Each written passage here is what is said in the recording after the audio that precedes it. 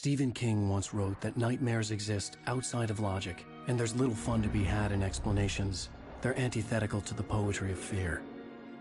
In a horror story, the victim keeps asking why, but there can be no explanation, and there shouldn't be one. The unanswered mystery is what stays with us the longest, and it's what we'll remember in the end. My name is Alan Wake. I'm a writer.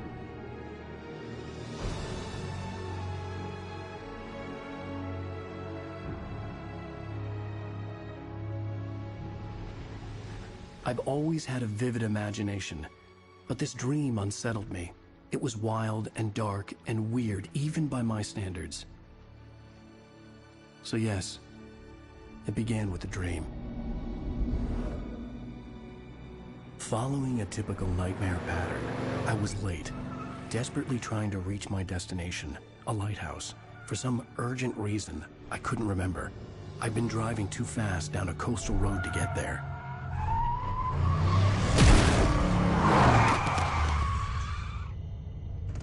I'd seen the hitchhiker too late.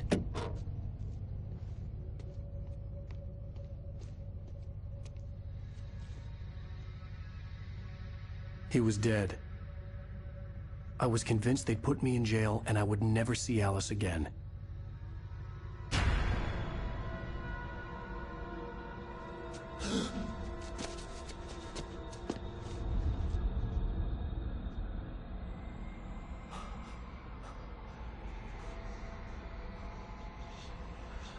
Suddenly, his body was gone. I was in shock from the crash. I could hardly stay on my feet.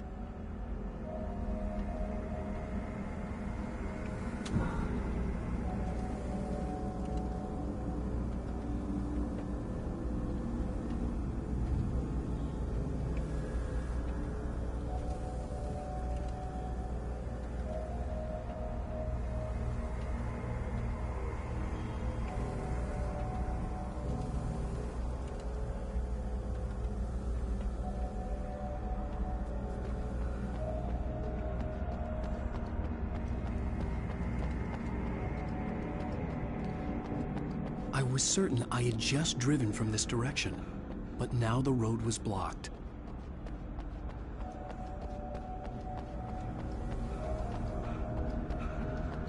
I had to go to the lighthouse. I knew there was something important waiting for me there.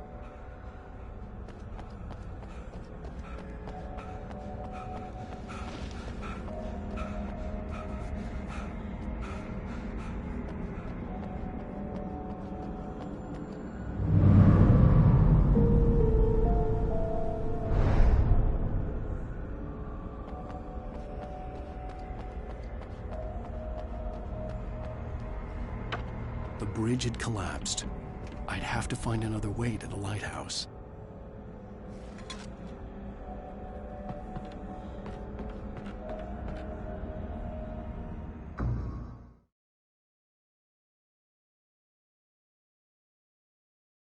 I knew there was something important waiting for me there.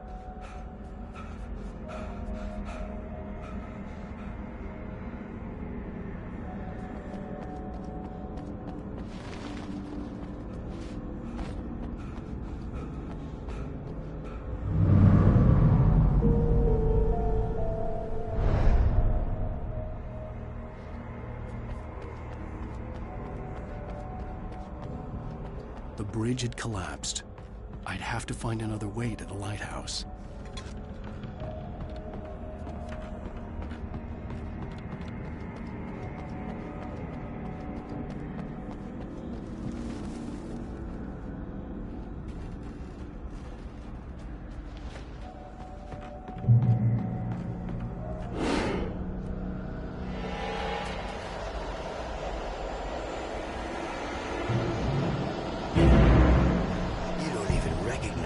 Do you, Ryder? You think you're God? You think you can just make up stuff? Play with people's lives and kill them when you think it adds to the drama? You're in this story now, and I'll make you suffer. There would be a single readable sentence in your books if it wasn't for your editor. You'll never publish another one of your shitty stories, 'cause I'm gonna kill you. It's not like your stories are any good. Not like they have any artistic merit. You're a lousy writer. Cheap thrills and pretentious shit. That's all you're good for. Just look at me. Look at your work.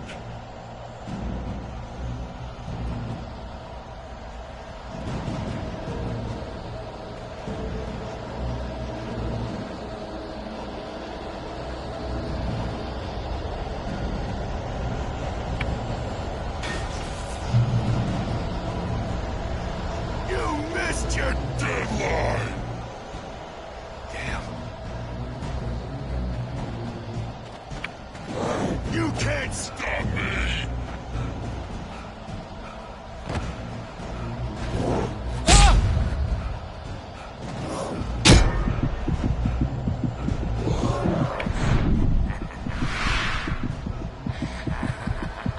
I realized that the hitchhiker was a character from the story I'd been working on.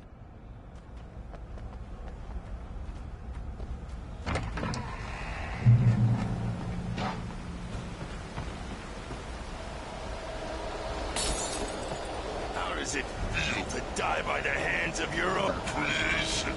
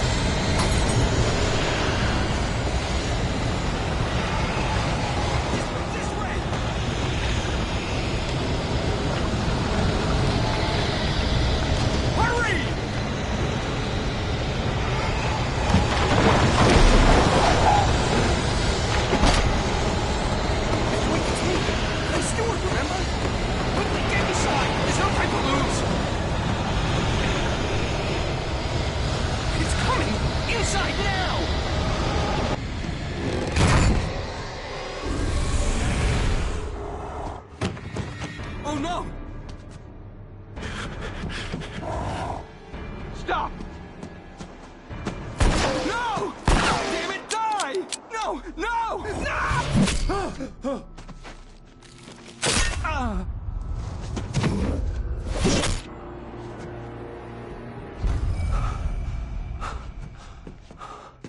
I was trapped. There was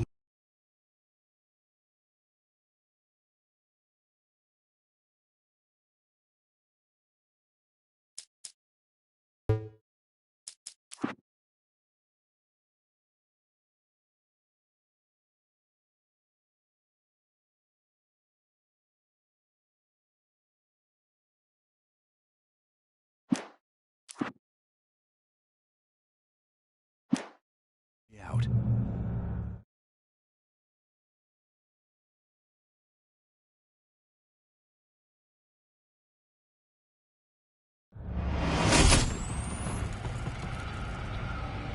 Die, die, die.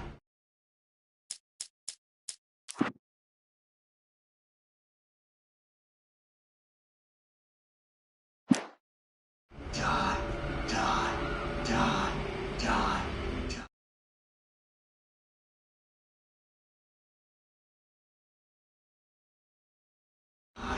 Die.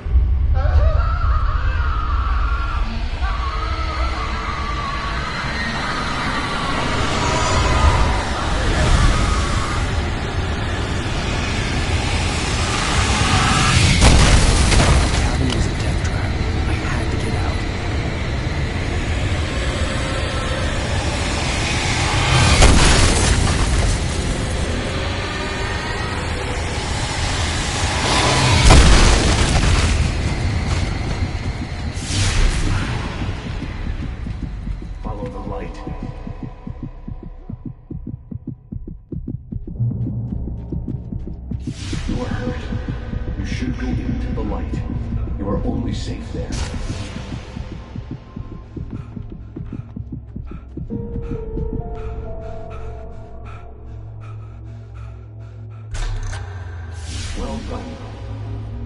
something important to tell you. It goes like this. For he did not know that beyond the lake he called home lies a deeper, darker ocean green, where waves are both wilder and more serene. To its ports I've been. To its ports I've been. Do you understand? No. Follow my light.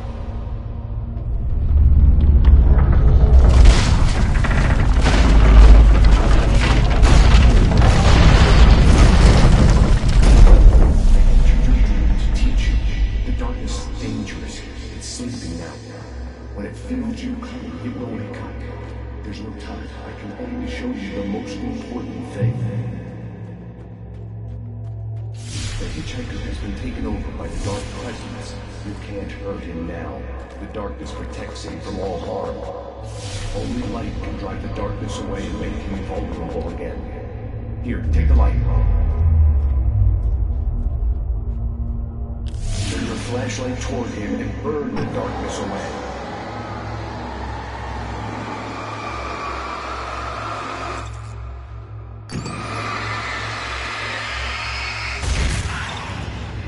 You did it. Now the darkness no longer protects him, but it's still inside, controlling him. He can't be saved. He's still a threat. He is still your enemy. Here, take the gun.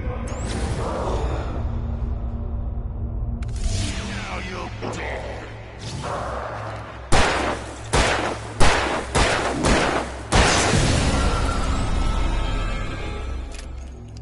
Good. You've done well. Remember what I've taught you. That is all. I will give you back your dream now. In the nightmare, a terrible darkness was taking over the world. The lighthouse was the last safe place on Earth.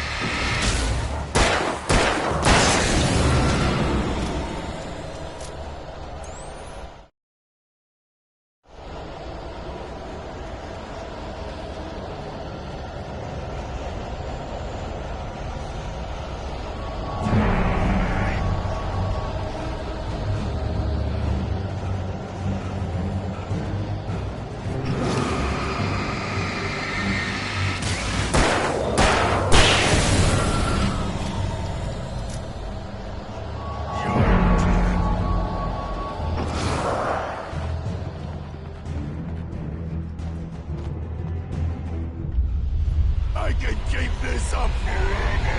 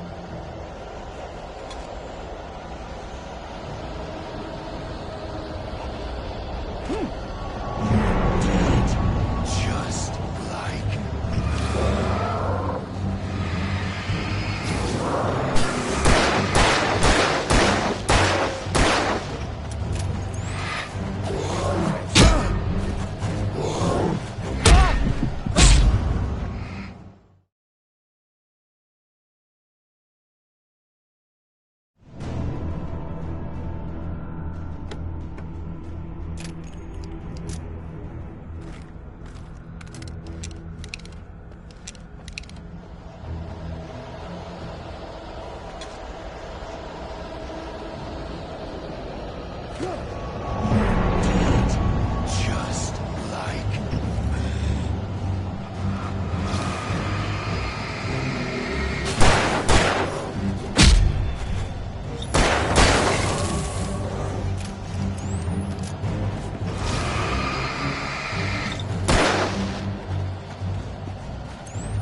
Die!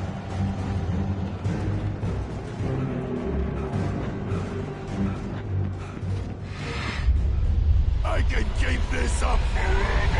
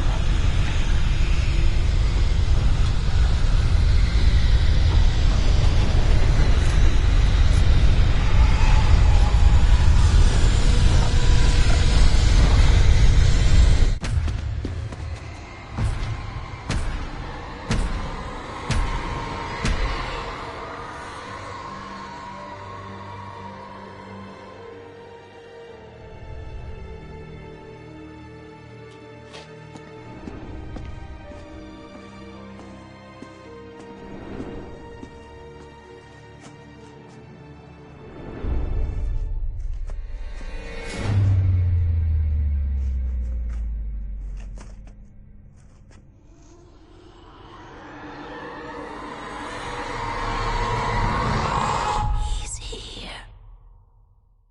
Alan, wake up. Shh, baby. Just another nightmare. Everything's fine. You dozed off. Right. Anything more than dozed off would be news for everyone. Cheer up, handsome. We're here.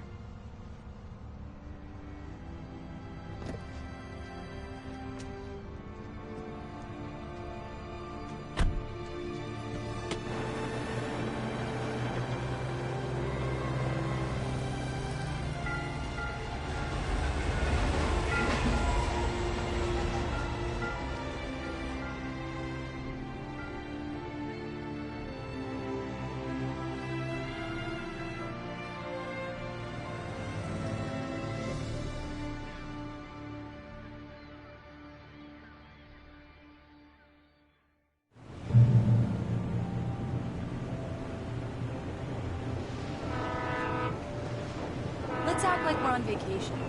Go stand next to that old gentleman there. I want a shot of you with the town in the background. Sure. I'll even give you a title for the shot. A city boy, moments before he got eaten by a bear.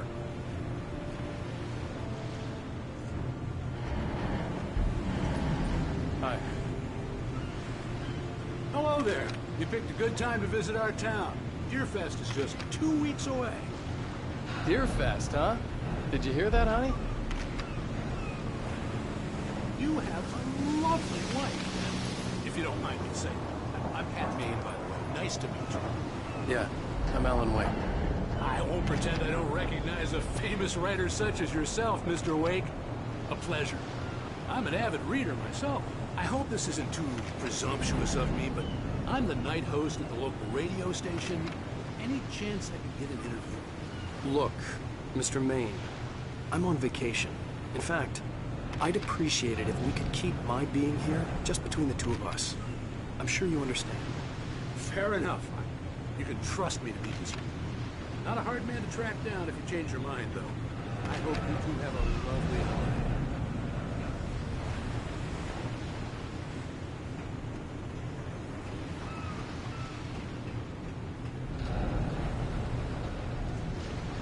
Very nice. I got a couple of really good ones. So you made a friend. That's cute. Right. Yeah? Hey, bestseller. How's my favorite writer? Are you there yet? Barry. Yeah, we just got it. Are the locals giving you trouble? Just say the word and I'll hop on a plane and come make sure that you're left alone, Al. No, Barry, we're fine. Great, great. Just want to make sure you can relax and recharge. So, how is the place? Has it got your creative juices flowing? Barry, we're just settling in. Okay, Al. I'll call back later to make sure you're doing okay. And you call me if there's a problem, okay? Okay. Just looking out for you, buddy. Talk to you later. I love you too, Barry. You know he's going to be calling you every 5 minutes. Barry is Barry. I can always turn off the phone. What did I tell you? Text message from Barry. He says hi to you too. Alan, we're here. Come on, let's get back to the car.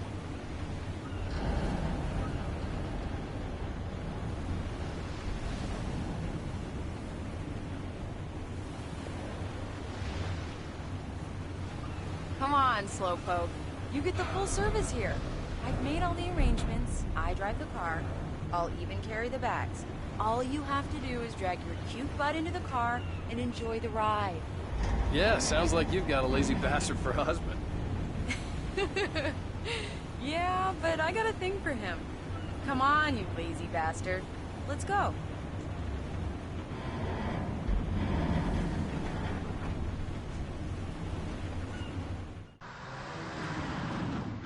We need to stop at the local diner to get the cabin key from the landlord, a Mr. Carl Stuckey. He's waiting for us. I'll go fill her up while you get the key. I'll pick you up here in, say, 15 minutes? Sure. Alan, thank you for coming here with me. I love you too. Go on. I'll promise to behave.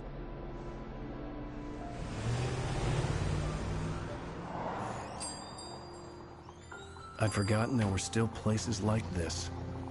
Towns where everybody knew everybody. Welcome to the Oh Dear Diner. Hi, I was wondering if you could help me.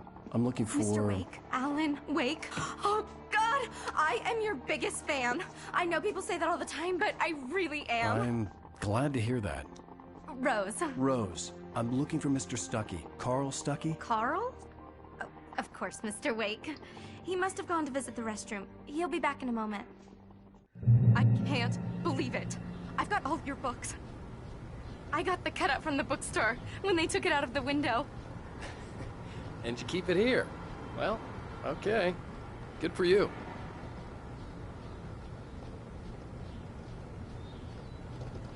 Try the coffee.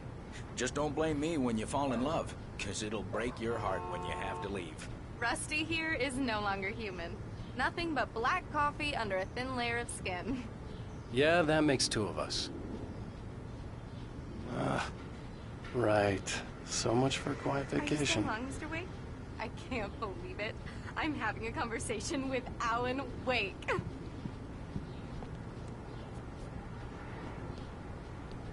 Are you on your own, or is your wife with you? I can show you the town if you want. I get off work at 6. Thanks, Rose. We'll be sure to keep that in mind. Do me a favor, Sonny. I could really use a tune right now. Coconut, number 6 in the jukebox. I'd do it myself, but both of my legs have gone to sleep. Bad circulation. Yeah. Are you serious? Coconut again? You disgust me. Call yourself a rocker. Unbelievable. Ha!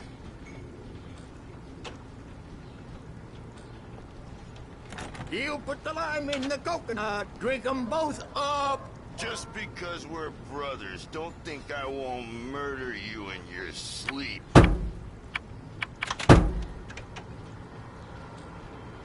Now that's what I'm talking about, yes! This is it. I've died and gone to hell.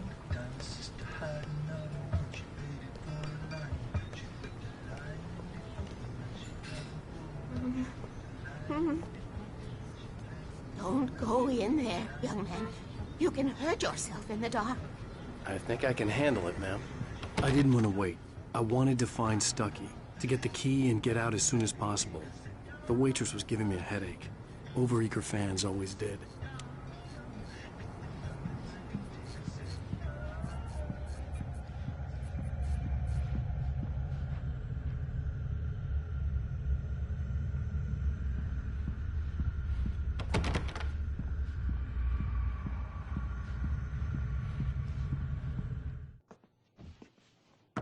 Hello? Mr. Stucky?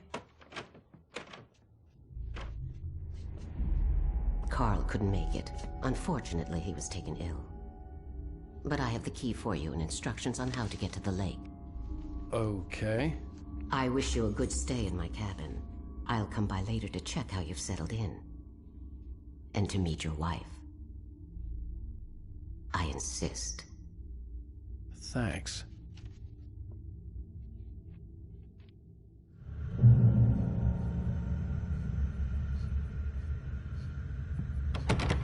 Cauldron Lake is a special place. Very inspiring.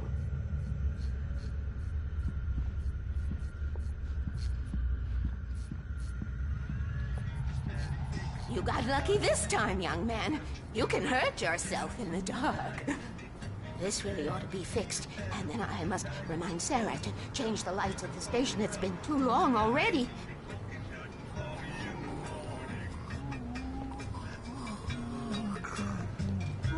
Even that sounds better than you singing. Are you all right? Splendid, splendid! Damn hernia. It swells up like a balloon if I lift anything heavier than a spoon. Yeah, splendid, splendid. It's been a long time, Tom. Good to see you. Hey, you wouldn't happen to have a bottle on you, would you, Tom? I wish.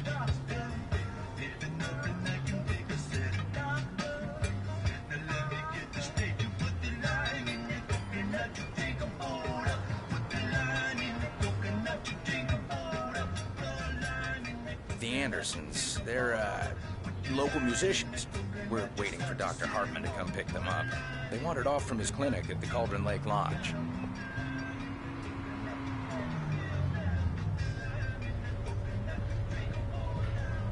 Bye, Mr. Wake. I hope you enjoy your stay in Bright Falls. Mission accomplished. The key and the directions. My hero. I got some flashlights, just in case. Hey, wait! Mrs. Wake! Your keys!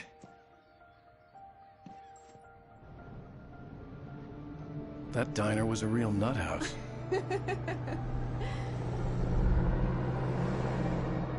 Can you believe this place? This would make a wonderful setting for a book. We're supposed to be on vacation, Alice. I'll figure it out when we get back home. Okay? Okay. We can talk about this later. Padman here on KBFF. I didn't want to talk about it. I wanted to bury my head in sand. Here's another one of my favorites to go with it. Once upon a time, I was a successful writer, but that was a long time ago. I hadn't been able to write a word in 2 years, not since my last book. And now the weather. It's gonna be a clear night, so you folks in the big city might want to look up every once in a while. See those stars winking down at you? It gets pretty dark out here, but they'll light your way.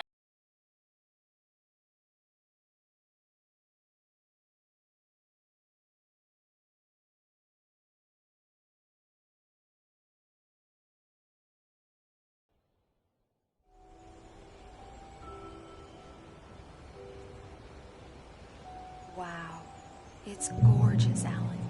It's something, all right. Don't worry, honey. I'll get you inside safe and sound before it gets dark.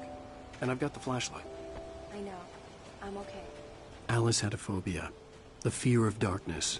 I wanted to make sure we were inside with the lights on before sunset.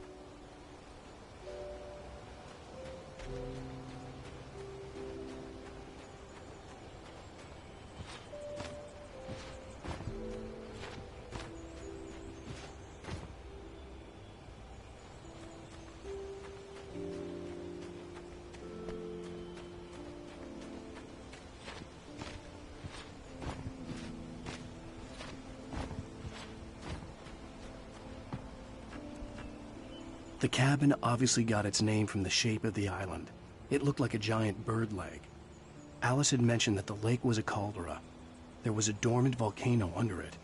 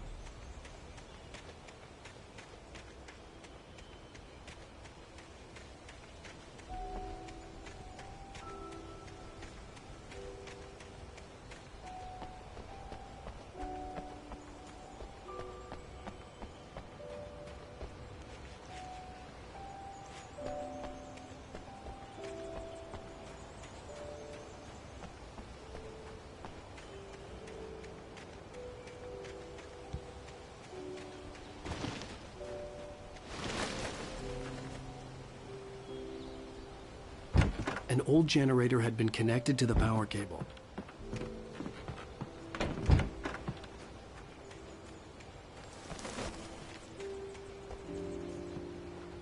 Alice had told me about Cauldron Lake Lodge. The old building used to be a hotel, but these days it was no longer open to the public.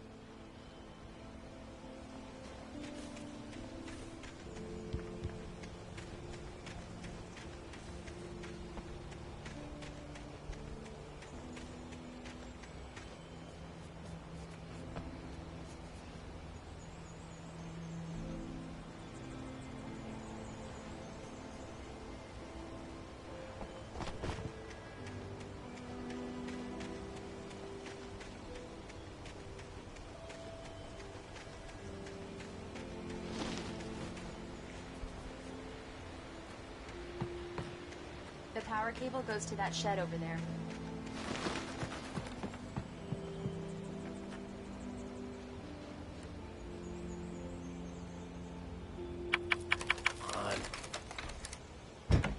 It's dark in there. We need lights. Can you figure out how to get the power on, honey?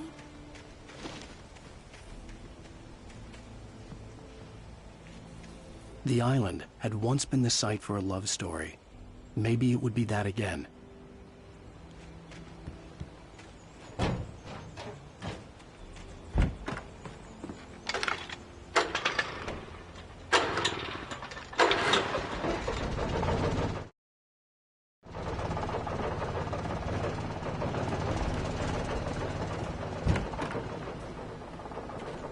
The lights are on!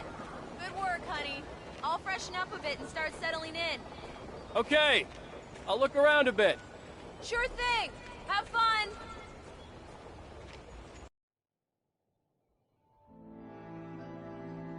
It was a beautiful place. I told myself I could rest here, sleep here, and forget about my work. I thought we could be happy here.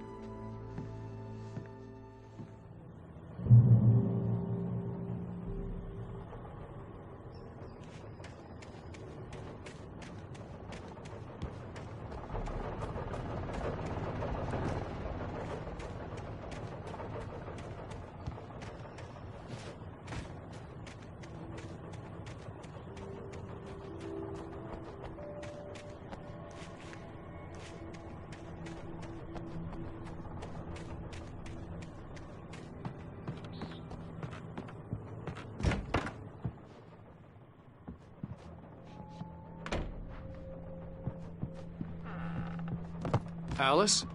Honey? A shoebox filled with books by Thomas Zane sat on the shelf. I'd never heard of him before.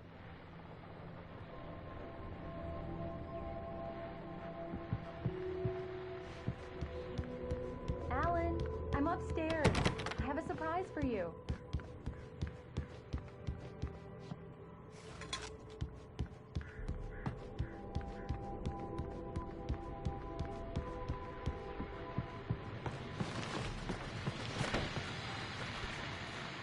The Deer Fest guests have already started to arrive. Just ran into one on the ferry. Famous artist.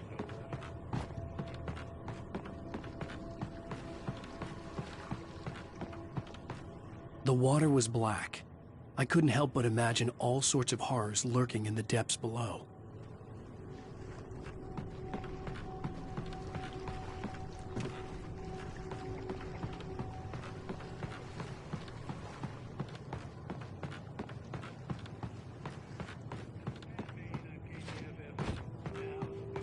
Great. So much for keeping a low profile.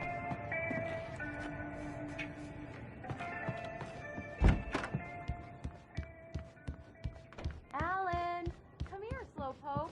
I'm waiting.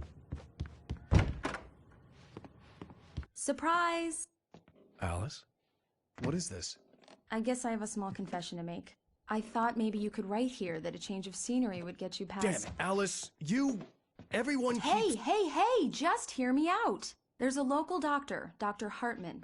I read a book of his. He has a private clinic here. He specializes in helping artists. So now you want to get me committed? No, it's not like that. That's not... Alan? Alan? Just don't! I don't want to hear it! God damn it, Alice! God damn it! I knew she wouldn't follow me in the dark. I needed some time alone to think things through.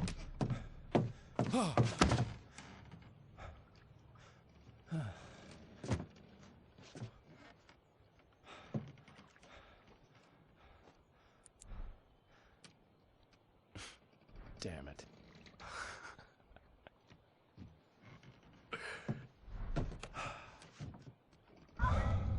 Alice? Alice? Alice! The cabin had gone dark. All the lights were out.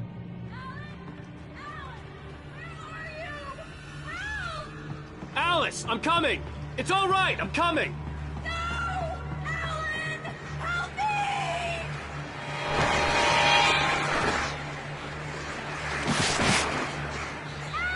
What the hell?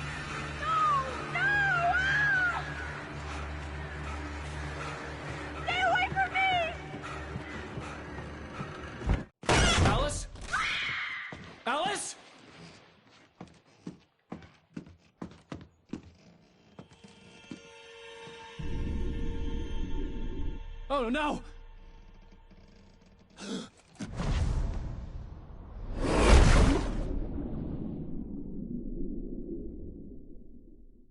Keep going, Alan. Wake up. Alice?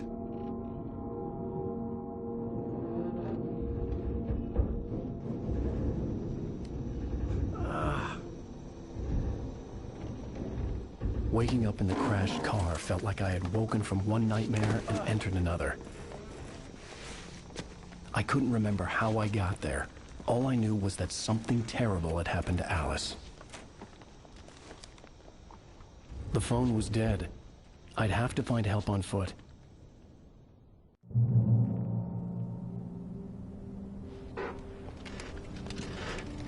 Among Alice's things was a book, The Creator's Dilemma, by a Dr. Emil Hartman. Seeing the book brought back my fight with Alice. I didn't like it, and I didn't like the guy's smug face on the cover either.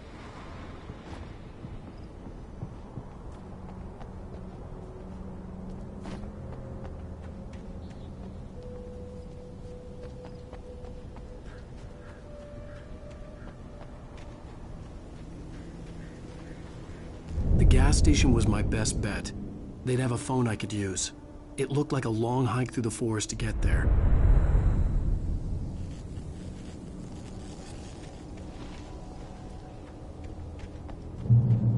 Damn.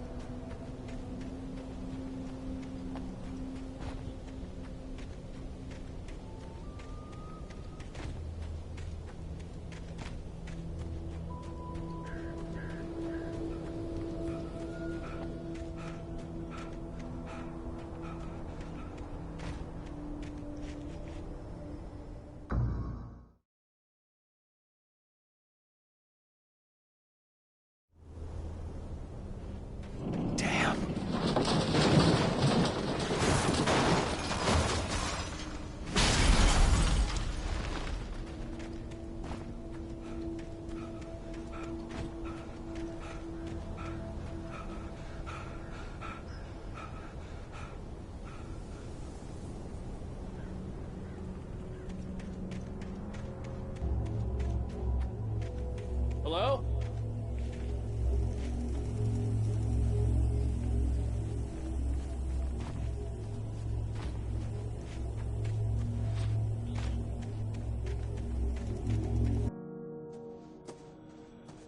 Hello? Is someone there?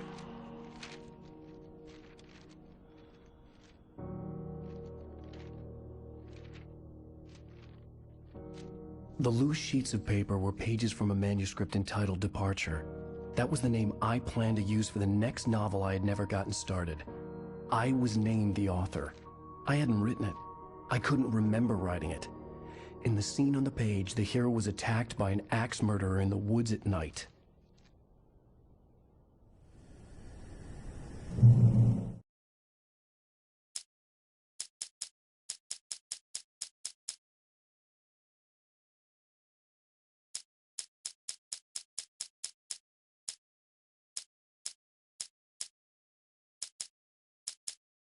Departure by Alan Wake.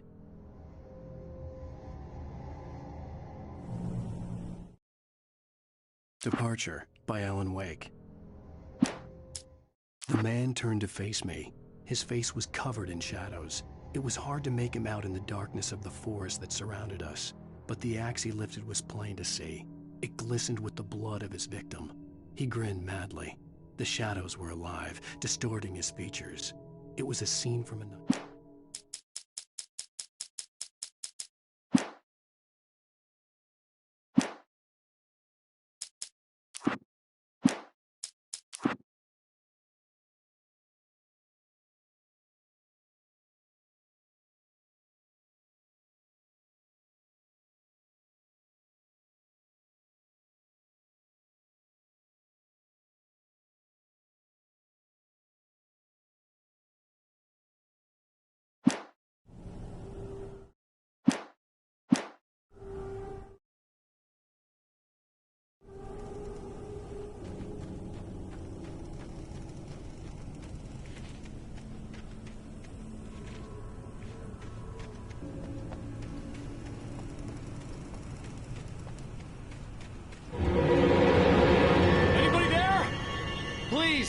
been in an accident!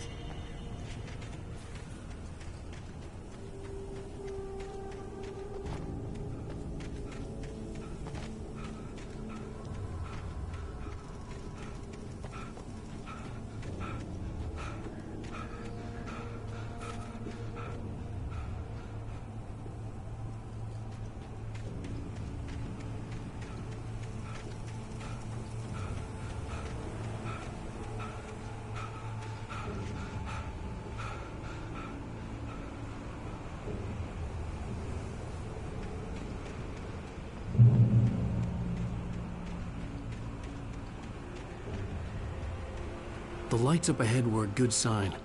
Maybe I wouldn't have to hike all the way down to the gas station to find a phone.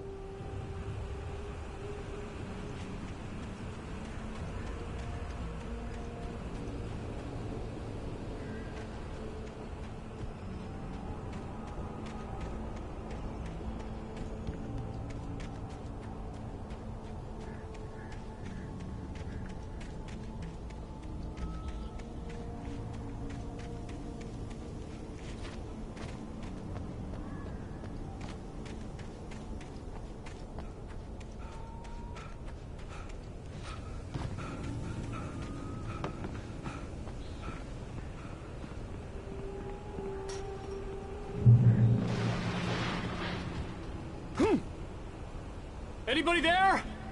Please, I've been in an accident.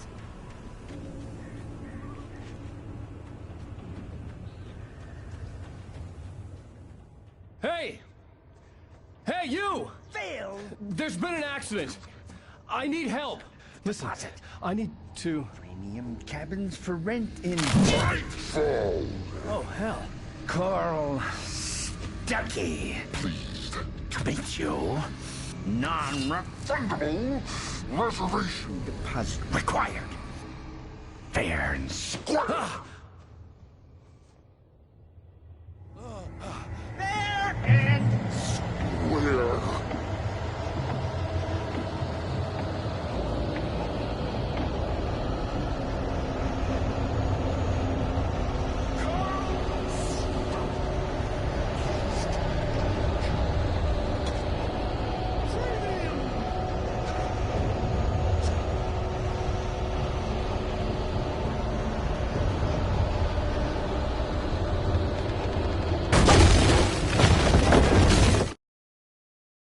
The Taken stood before me. It was impossible to focus on it, as if it stood in a blind spot caused by a brain tumor and eye disease. It was bleeding shadows like ink underwater, like a cloud.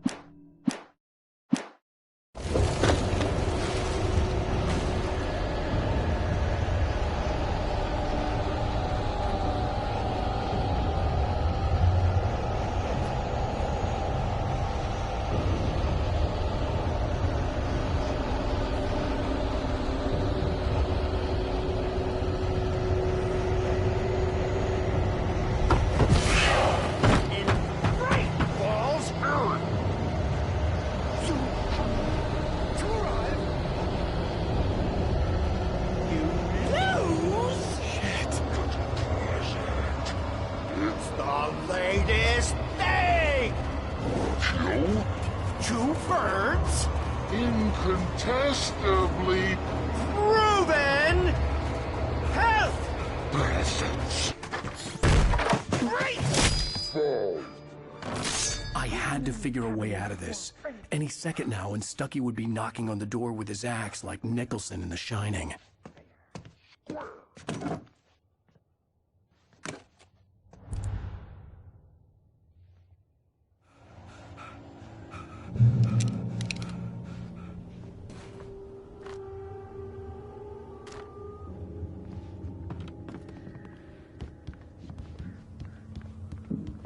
During your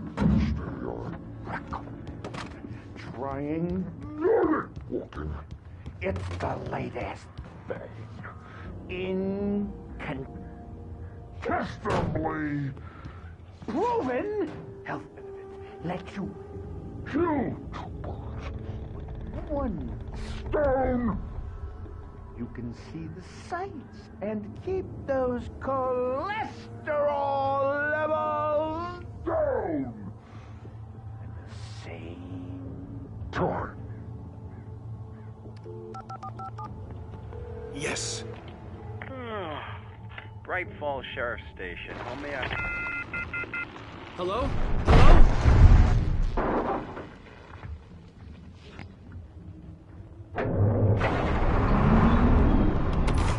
This is bad.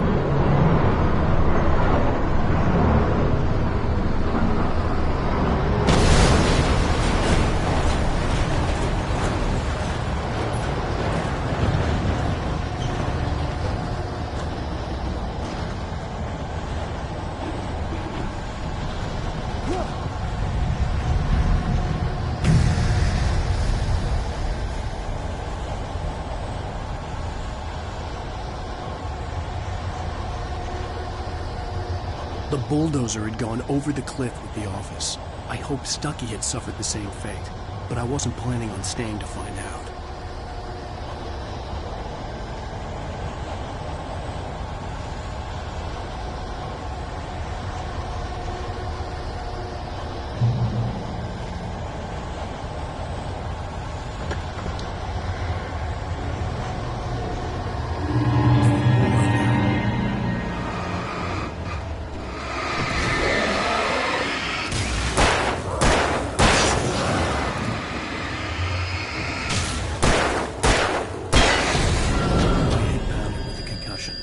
I'd never fired a gun outside a shooting range, and now I just killed someone.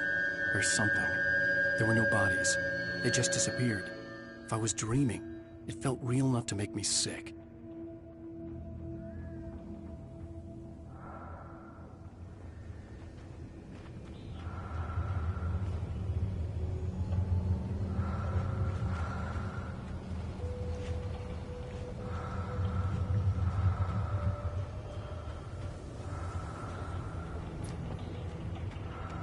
Eerie hand-painted graffiti was revealed by my flashlight. Someone had hidden a chest of supplies near it.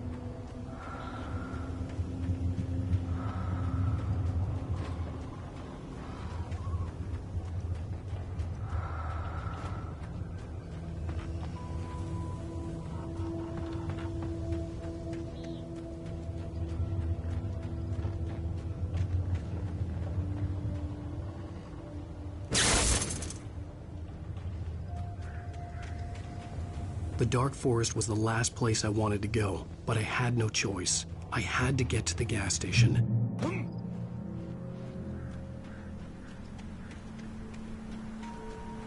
It's rabbit season.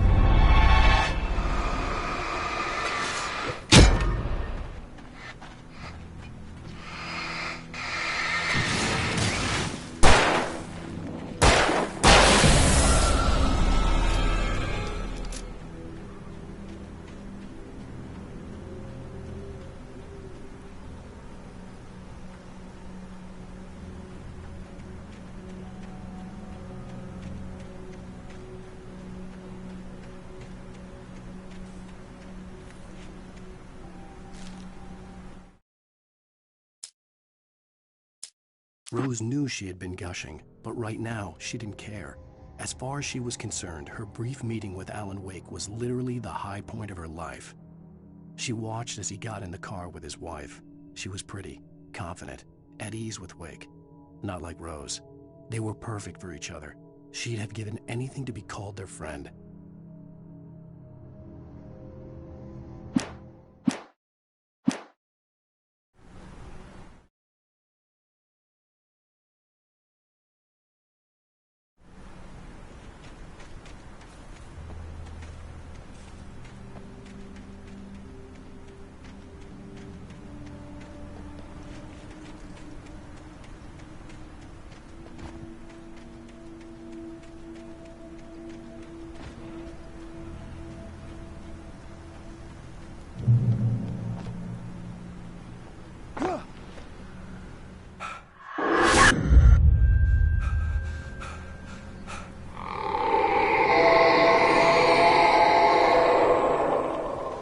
hell was that?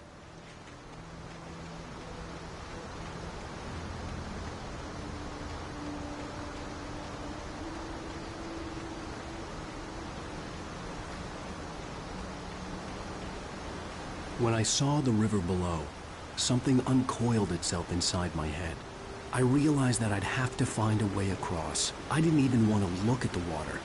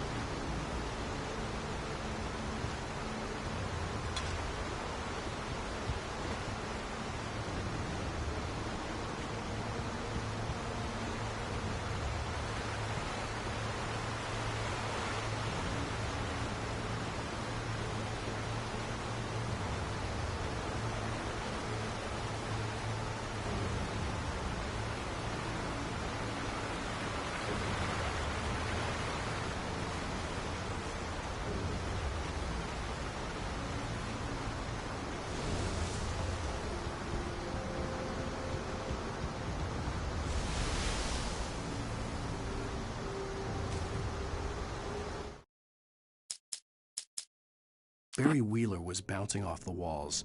He jumped on a plane after his calls were ignored by both Al and Alice for several days. It could mean that they were both on a second honeymoon, but Barry didn't buy it. Al had been...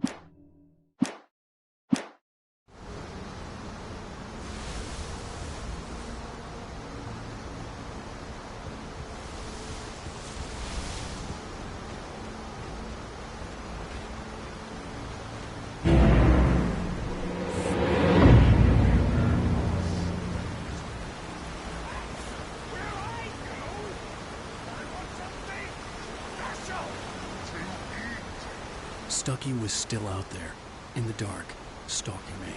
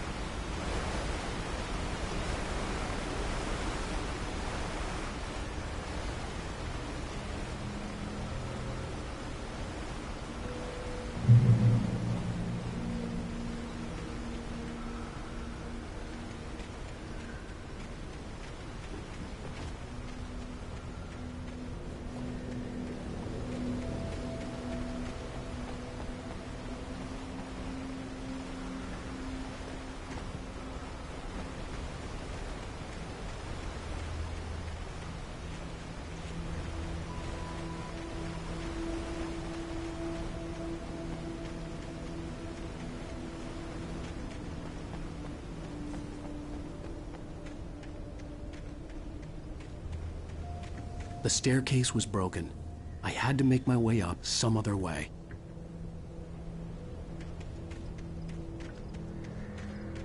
I couldn't stay here. There had to be a way to get up there. The stairs were useless. I had to find something else to help me climb up there.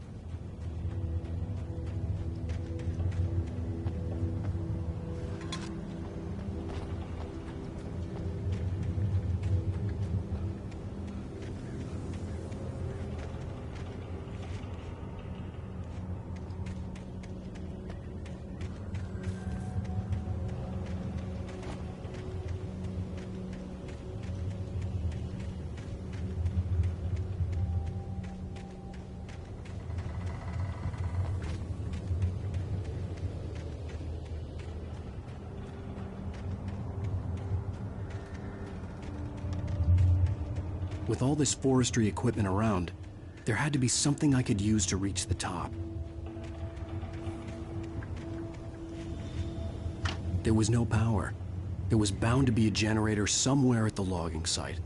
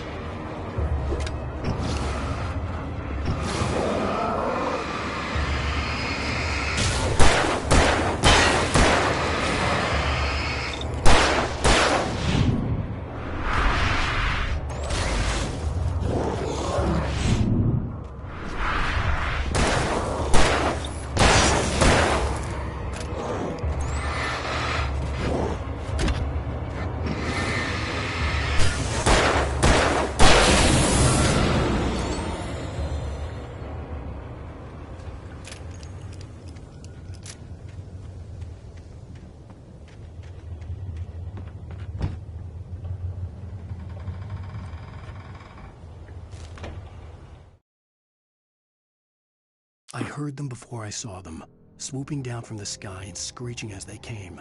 I spun around just as the cloud was upon me. For an instant, I stared into 100 dead eyes, black pearls glittering in the darkness.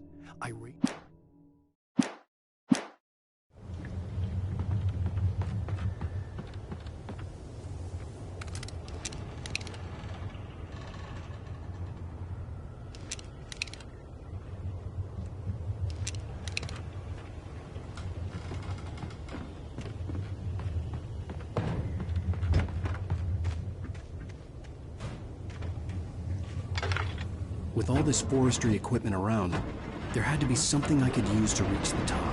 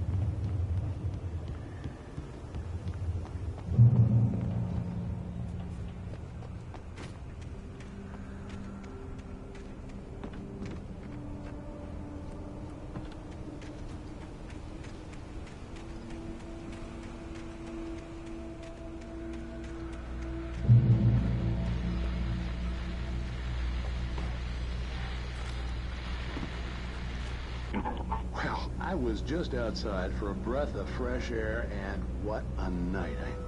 I know most of you are probably in your beds by now, but if you're still up and around, take a moment.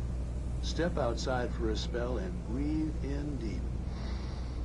The weather is absolutely still. The sky is crystal clear. It's like the forest is quietly breathing along with you. As you listeners know, I'm a night owl, and it's on nights like this I wish I wasn't cooped up in the studio. Makes an old man like me wish I could just roam wild. But here I am, and it would keep you company all night long if I weren't. It looks like I'm not the only one staying up late. Caller, you're on the air. Hey, Pat, it's Maurice Horton. Hello, Maurice. What are you up to? Well, I was just taking Toby on his walkies. Oh, isn't it beautiful out there? Sure, but Pat, the reason I called is that Toby heard something rustling in the undergrowth and took off after it, and I couldn't find it. Probably a rabbit. Sure. Toby loves rabbits. Well, sure. Anyway, I figured that, if anyone runs into Toby, they could grab him. My number's on his collar. And Toby's a friendly dog? Toby loves people. Usually he comes back, but we were pretty far from home, and it sounds like he went pretty wild there. Great dog, but dumb for his own good. Well, Maurice, it's out there now. Hope Toby comes home soon. Yeah, thanks. You have a good night now.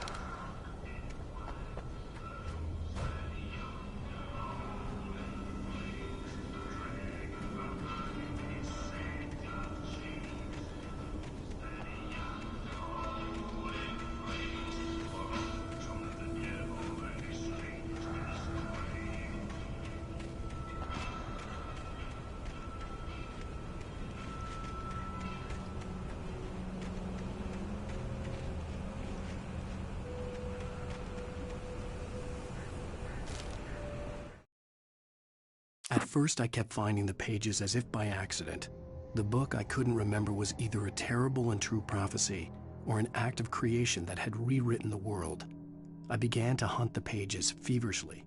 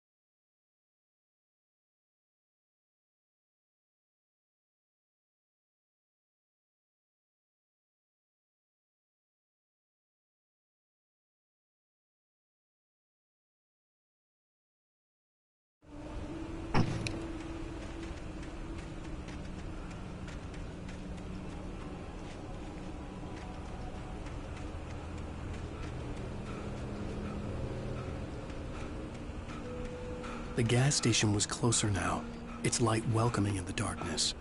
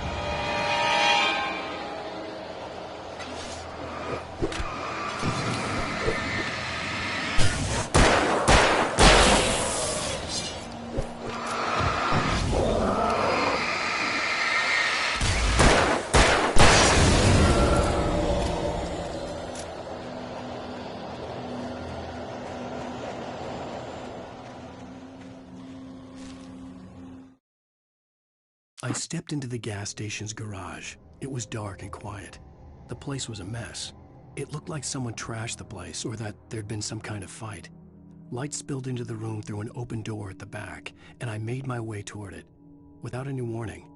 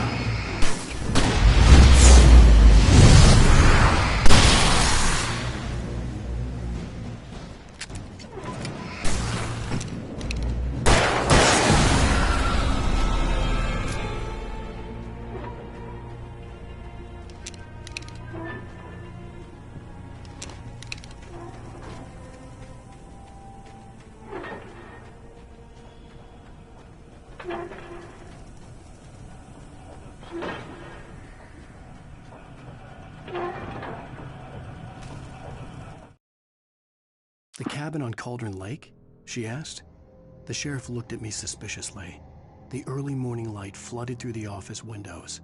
I would probably never have gotten out of the woods alive without her help, but I couldn't tell her the truth of what I'd faced the previous night. She'd think I was lying or crazy. She'd lock me up.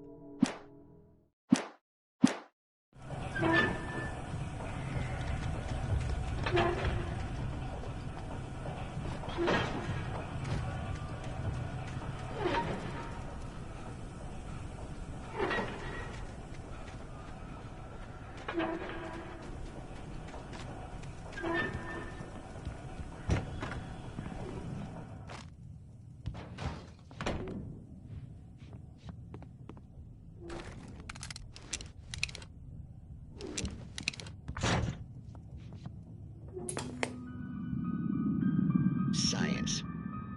It bestows immortality on those who advance it to elevate all of mankind. Newton, Einstein, Sagan, princes among men. But the price for such a legacy is steep indeed. In Night Springs. Tonight's episode, a quantum suicide. If our lives are already written, it would take a courageous man to change the script.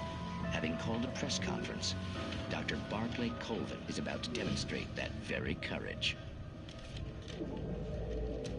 Ladies and gentlemen of the press, I am Dr. Barclay Colvin, and I'm glad so many of you could join me here at the Moorcock Institute. Tonight, I'm going to give a practical demonstration of the many worlds interpretation. As you can see, this is a loaded 9mm pistol. It shall be part of a thought experiment. And now, a real experiment, known as a quantum suicide. Did he say suicide? Is that a real gun? He's kidding, right? Please, stay calm. There is no risk. Observe what occurs when I place the weapon against my own forehead. Now, you might think this round is merely a dud. Not so. Observe the flower pot. And yet, I myself cannot be harmed with this gun. With each pull of the trigger, two new realities branch off. One in which the weapon didn't fire, and one where it did. With my machine here, I have ensured that this reality is always the former. I have bestowed upon myself quantum immortality. Under no circumstances can this gun kill me. So wait.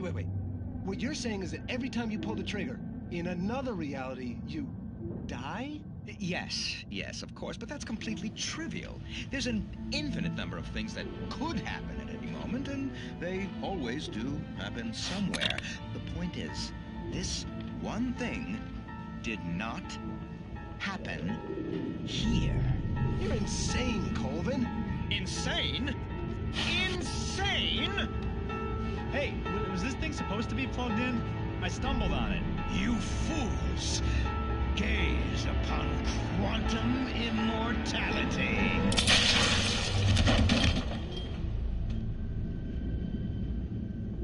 Poor Dr. Colvin, felled by his own hubris or the ignorance of the masses. Perhaps he should have left the crate unopened, the decaying atom unobserved. Curiosity often kills the cat. In Night Springs.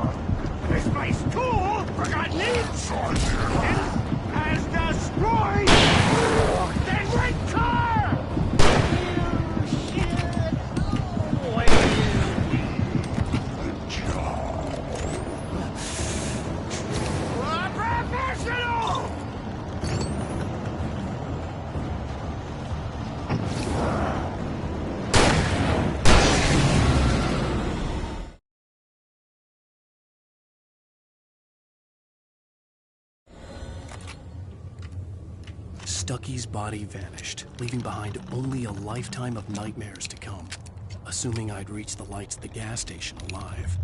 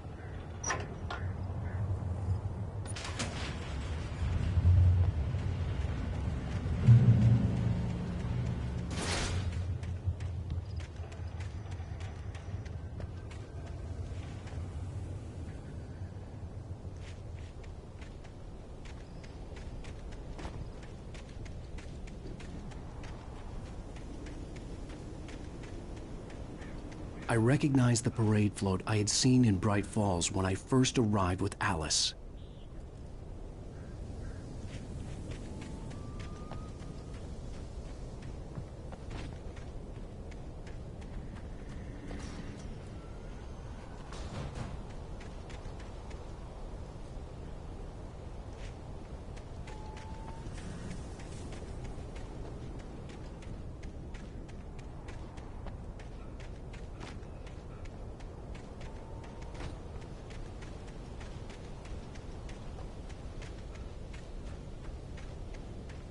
After the insanity I had just experienced in the darkness, the lights of the gas station felt comforting. At least for a moment, the sane world reasserted itself.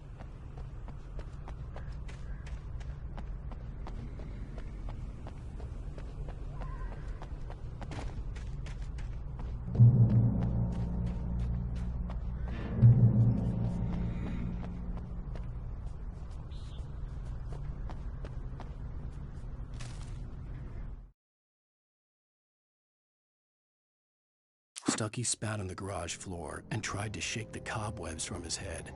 Ever since the couple never showed to pick up the keys, things had been fuzzy. Something, a feeling caught his attention.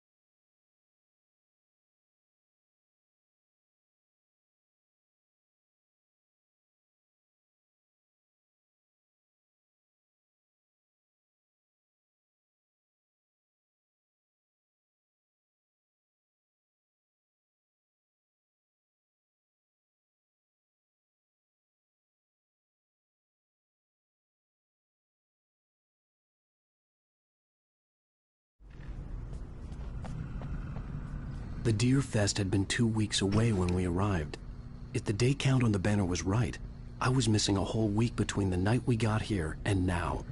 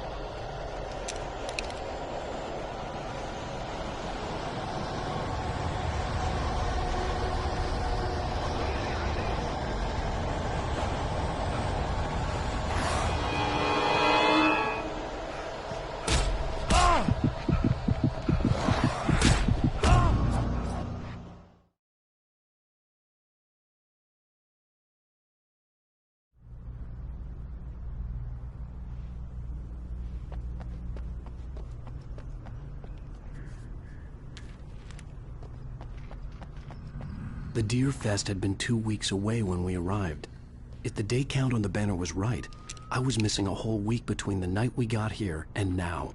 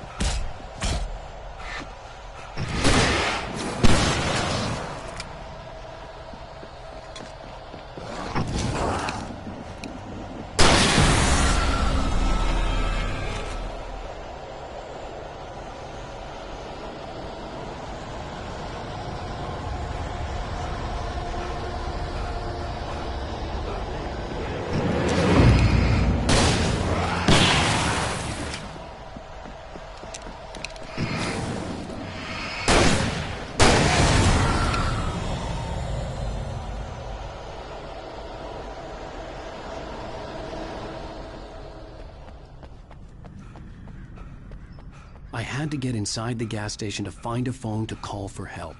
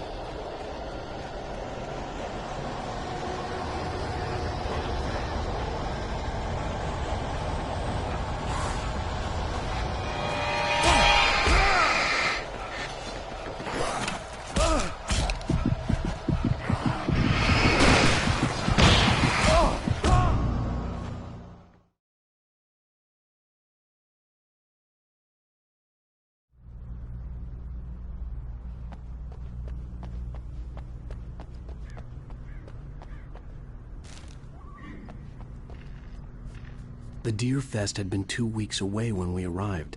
If the day count on the banner was right, I was missing a whole week between the night we got here and now.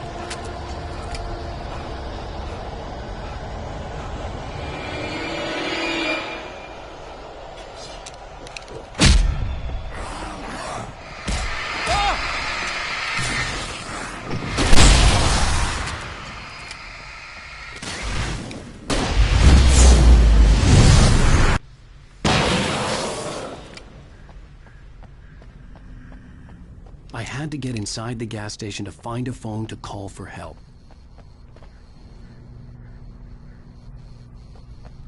The garage was a mess. It looked like someone had trashed the place, or that there'd been some kind of fight. I'll write. I'll keep writing. Outside there's only darkness. Outside the cabin, outside the story, there's only darkness. I can feel her presence in the dark. Just now, I could smell her perfume in the room. I'll reach her, I'll fix it up. I'll bring her back. The story will come true. If I stop, she's lost.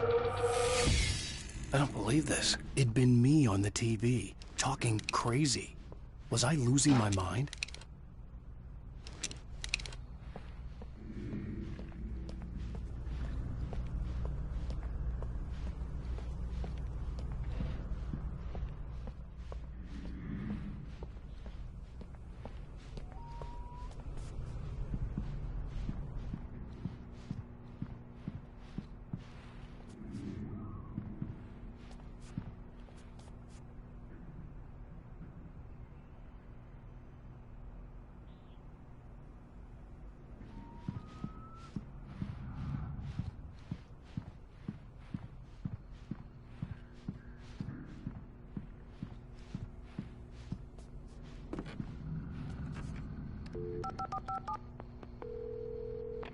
Great Falls Sheriff Station.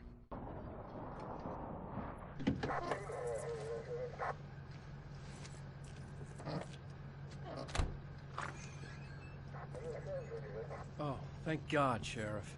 Sheriff Sarah Breaker. You are... I'm Alan Wake, but listen. I was in a car crash. My wife, Alice, she's missing. Calm down, Mr. Wake. We were staying in a cabin on the island, on Cauldron Lake. There's no island on Cauldron Lake. Not since the big eruption in the 70s. Please, I can take you there, okay? You look like you've taken a pretty bad knock to the head. Are you okay? Listen. We'll figure this out. Please get in the car. We'll swing by the lake and then we'll go to the station, okay? Mr. Wake, have you seen Stucky, the guy who owns this place? I realized I couldn't tell her what had happened in the forest. She wouldn't have believed me. And then she wouldn't have helped me with Alice.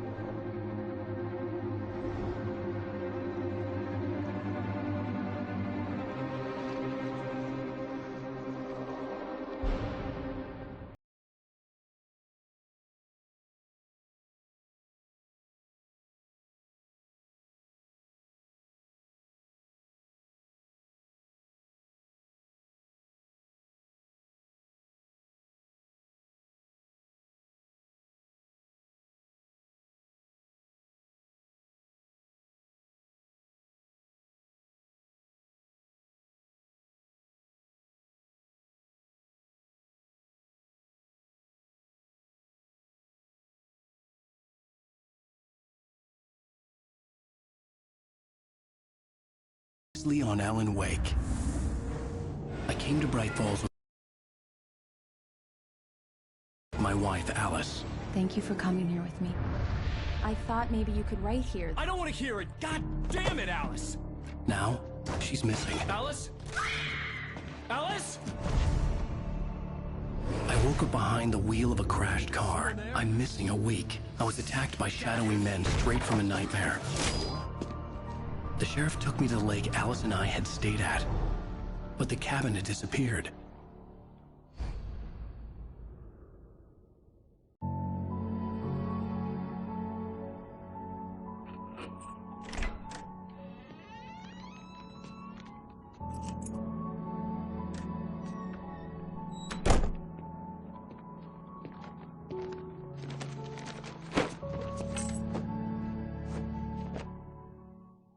Honey, I'm home. Back here, sweetie. How was it? Worst weather I've ever seen. You should put some coffee on. It'll warm you up.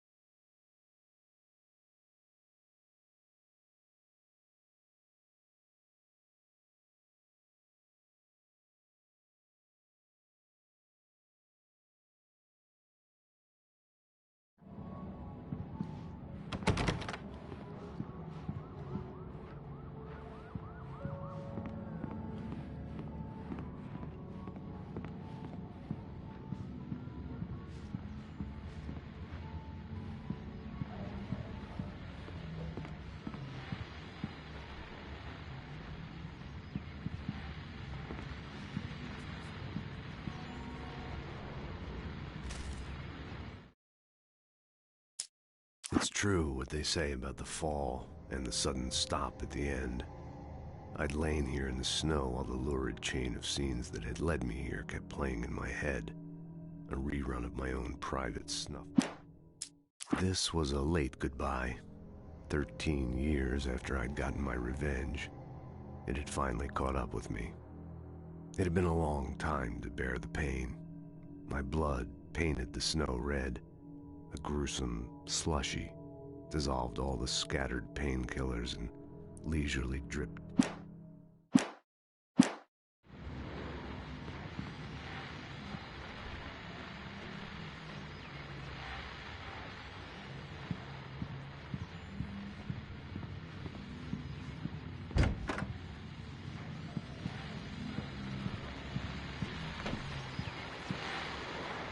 The continuing freezing rain and heavy snowfall have necessitated a winter storm warning in the entire tri-state area. People are advised to stay indoors as many roadways are already closed, and city officials are not expecting snow crews to keep up with the weather. We're now on the third day of the blizzard, and the weather is not expected to clear up anytime soon.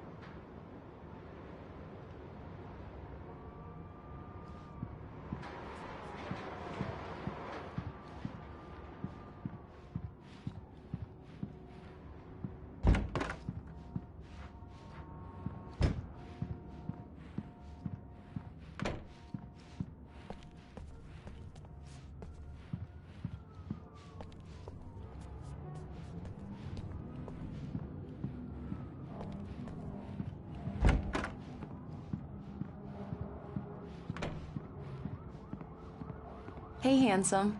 This is gonna be a long night, but these shots are turning out great. I guess you're gonna need that coffee then. I'll go put it on.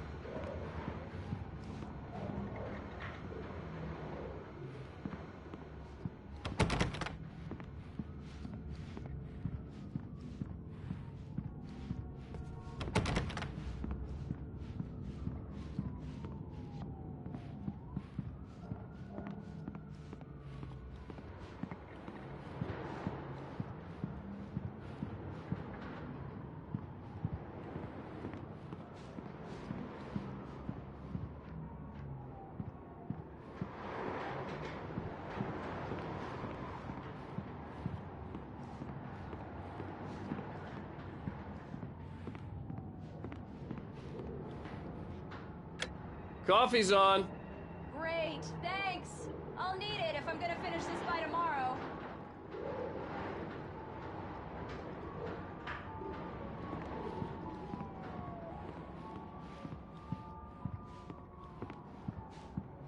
Oh, hey, I just finished those cover mock-ups. They're on your desk. Tell me what you think. No kidding. I didn't think you'd get them done this quickly. On occasion, I can perform all sorts of miracles, my dear. Oh, really?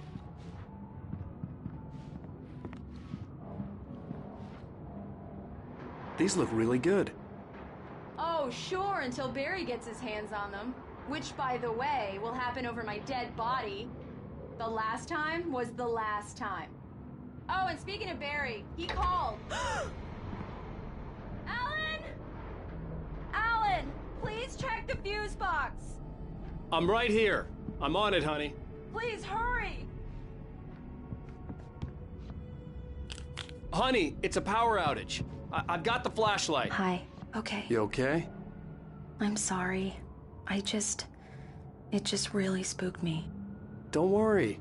We'll just break out the candles. I know it's stupid, but it's just... Especially when I'm not prepared for it, you know? It gets to me. I love you. Tell me a story, writer. Okay.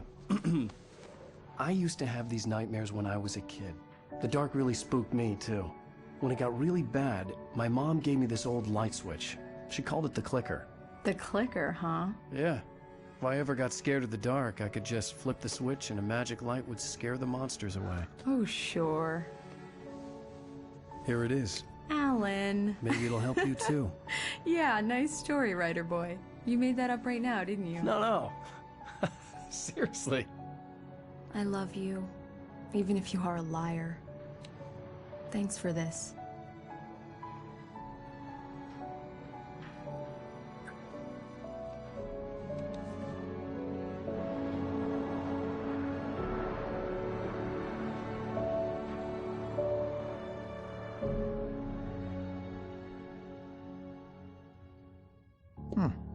How do you feel, Mr. Wake? Any nausea, disorientation, anything like that? Mr. Wake, how are you feeling? I'm okay. My head's fine. I had to lie about my headache and memory loss. He'd send me to a hospital for tests. I couldn't leave without Alice. Very well. I don't think you have a concussion, but you've obviously been through quite a shock. You should take it easy for a couple of days. Thanks. Well then, Mr. Wake, we're done here. If the pain gets any worse or you experience any other symptoms, you should come see me. I'll let you get on with it then. Sarah, Sheriff Breaker, is waiting for you. She's very good at her job. I'm sure she can locate your wife in no time. Doc Nelson was the image of a small-town doctor. Sheriff Breaker had called him to the station to take a look at the cut in my head.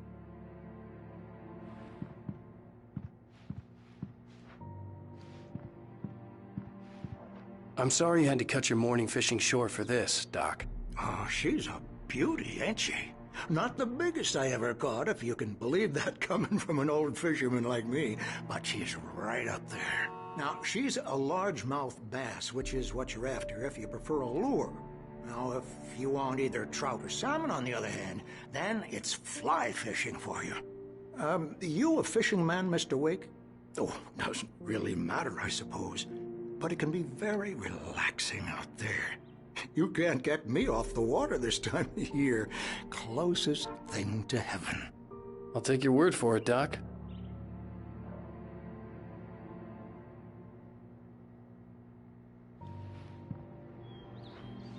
I believe you'll find the sheriff in her office. Just go down the corridor.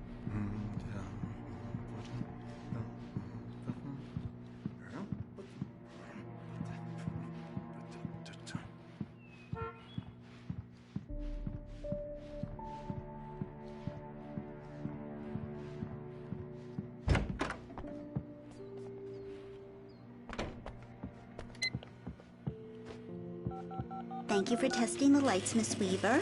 Everything seems to be fine. I don't have the luxury of being complacent, Deputy Grant. right. Alice was missing. I needed help to find her. I wasn't ready to leave. I'll be sure to take care of it, Miss Weaver. Have a nice day now. Very good. I'll come back later on to remind you, just in case. Alice looked through the viewfinder, lining up the shot. Cauldron Lake was breathtaking. Something caught her eye. A figure standing in the shadows behind the cabin, like a thin woman in a black dress. She lowered the camera and looked again. No one there.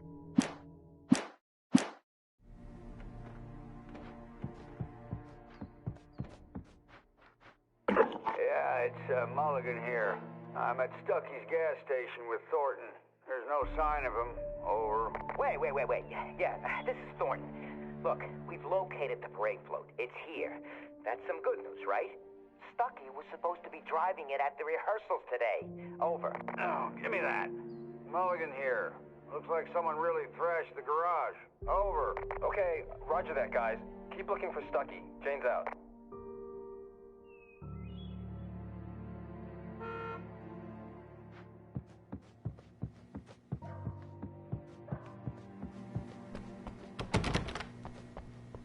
Mr. Wake, the sheriff is waiting for you in her office down the corridor.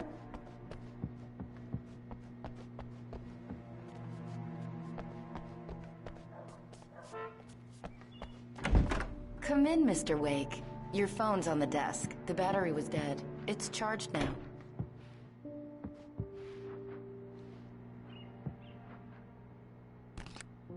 Have you started looking for my wife yet?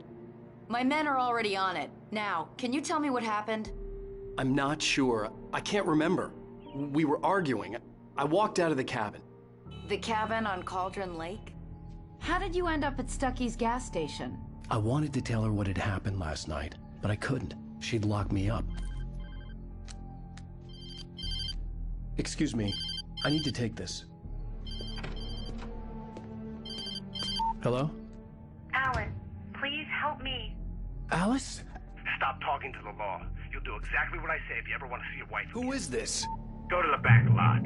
There's a hole in the fence on the left. Look inside the junker. I left a little something there to convince you we're all on the same page here. After you ditch the cops, you're gonna meet me in Elderwood National Park. There's a spot called Lover's Peak. Midnight. Don't do nothing stupid, pal. We're watching you. I need some fresh air. Can I go out? In the back, maybe? Of course, Mr. Wake. I understand. You can get there through the cells. Deputy Grant can show you the way. I'm sorry. All of this, it's just a lot to take in. Take your time, Mr. Wake. I understand. Can I ask you what the call was about, Mr. Wake? It's personal. Well, we are looking for your wife, and I'm going to need your cooperation if I'm going to help you. I need a moment, after I get some fresh air. Okay. You can find me here. We'll talk when you feel up to it.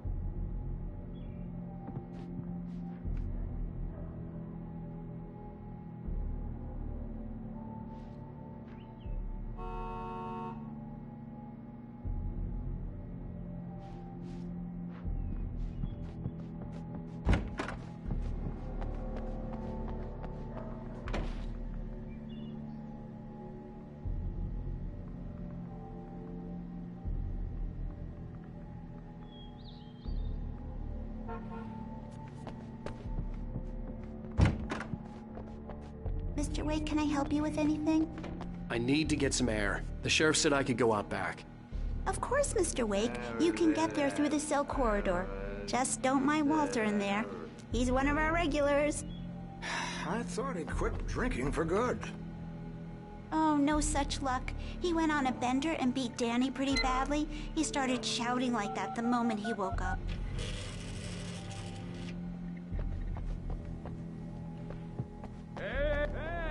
Hey, mister! Hey, can you turn the lights on? Thank you, man, thank you. Hey, you're all right. You're a good guy. Don't let anybody tell you different. You know, I shouldn't even be in here. The cops, they got it all wrong. See, sure, I beat him up, but I wasn't drunk. I mean, I wasn't drunk at the time. I only got drunk afterward. Okay, listen. Listen, you gotta listen carefully now. Here's the kicker. That wasn't Danny. No, sir. It only looked like him. You wanna know who it really was? I'll tell you who it really was. It was a goddamn space alien! I know it sounds like something a drunk would say, but believe me, I wasn't drunk then.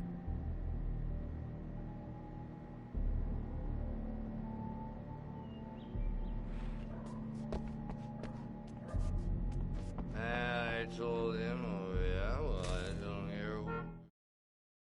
In spite of its human mask, to describe the dark presence as intelligent would have implied human qualities on something decidedly inhuman.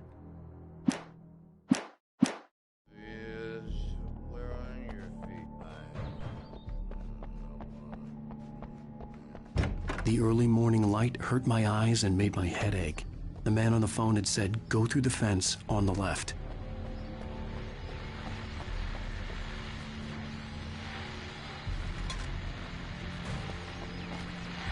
Well, folks, it's been another long night, and it's about time for me to sign off for a while. God knows I need my beauty sleep. Just one more item before I go. It's been a busy night for the Sheriff's Department. We've had a few broken windows, even a report of shots fired on Main Street. Deputies Mulligan and Thornton had to deal with two intoxicated young men who were celebrating the completion of their Deerfest float. Now, folks, we get this every year. I know it's exciting, the big day's almost here, but let's save it for the party and leave the gunplay for the shooting competition, huh? There's no point in getting all worked up yet.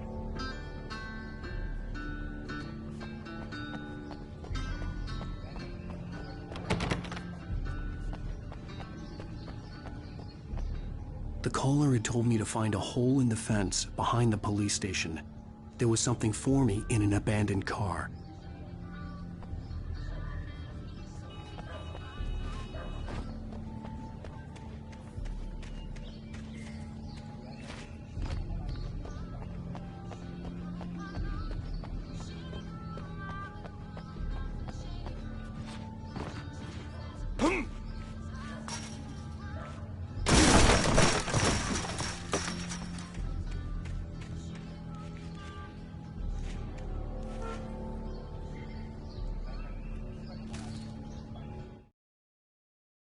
The kidnapper fired his gun one last time, and the shadow vanished into the darkness it had come from. See? Nothing to it, Wake. The thought of Alice in his hands was revolting. We stood on the...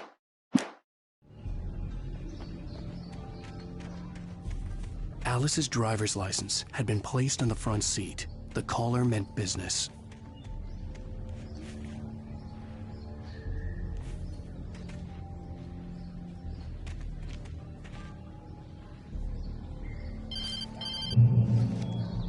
Barry? Ow! Ow! Thank God! Where the hell have you been?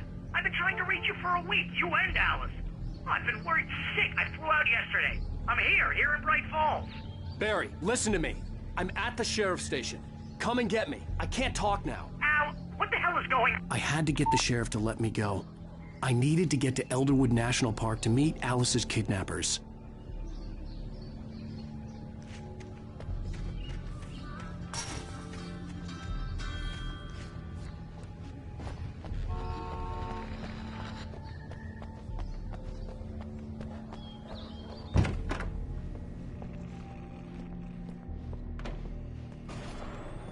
A writer is a light that reveals the world of his story from darkness, shapes it from nothingness. The way a sculptor carves a statue from a block of granite. If I stop, the world I'm making dies. Dark... Marvelous, Sarah.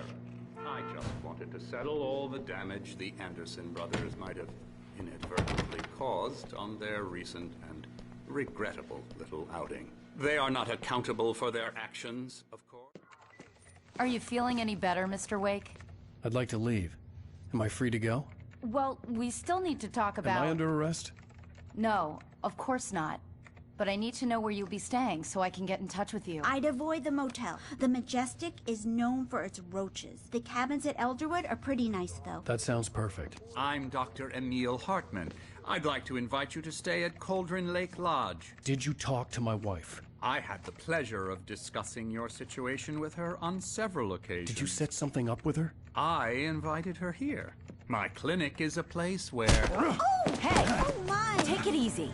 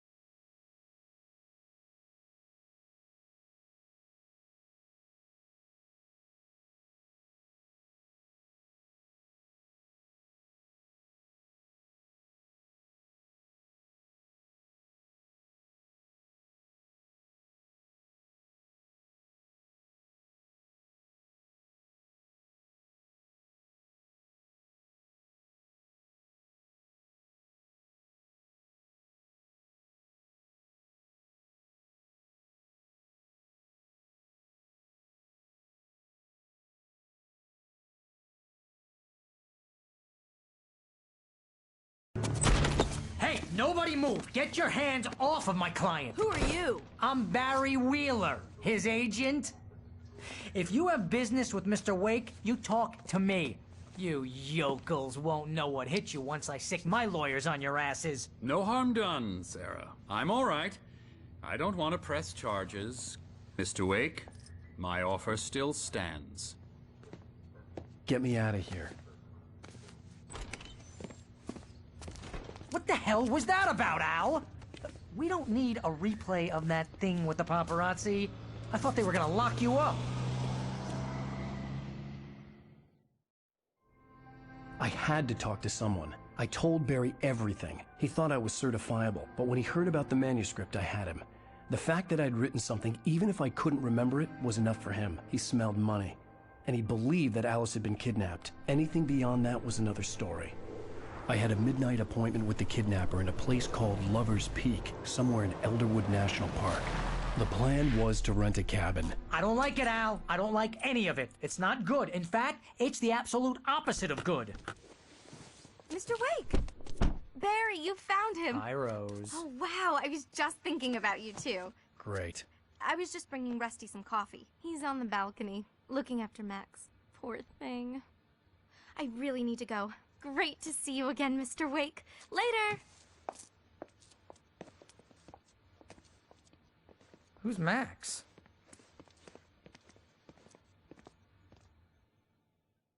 What an airhead. Jeez, Mr. Takes a swing at everybody. This is not her fault. She's a very nice girl and, more importantly, a fan.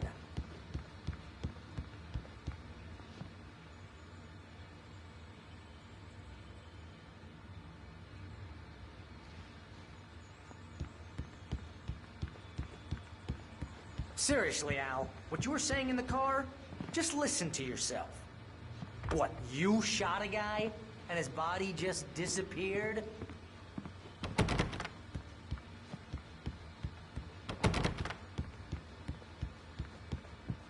I'd come here to rent a cabin, where I could wait till When was midnight. the last time you slept? Are you high? Have you been drinking? No! Look, Barry, I'm missing a week, and someone's got Alice. Do you and everything's understand just... what it sounds like when you say stuff like that? Don't get me wrong, it's a good story, could be a bestseller. But when you start confusing fiction with reality, you're buying yourself a ticket to the funny farm. Wait here.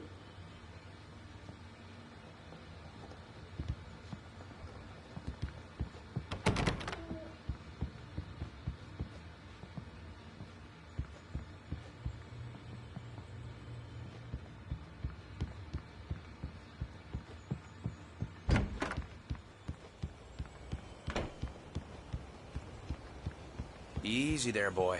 I'm almost done. Hey, Rusty, right? You rent cabins. Oh, Mr. Wake. I'd shake your hand, but mine are kind of full here. Actually, I'm sorry about this. Would you mind grabbing the registration form from the desk? It's just across from Bucktooth Charlie. Okay, sure.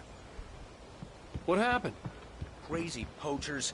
Max here got his foot caught in a trap. They're illegal to use here. Hell, you're not supposed to hunt within the park at all. But that doesn't stop some lowlifes. Well, at least Max is gonna be okay. He got lucky.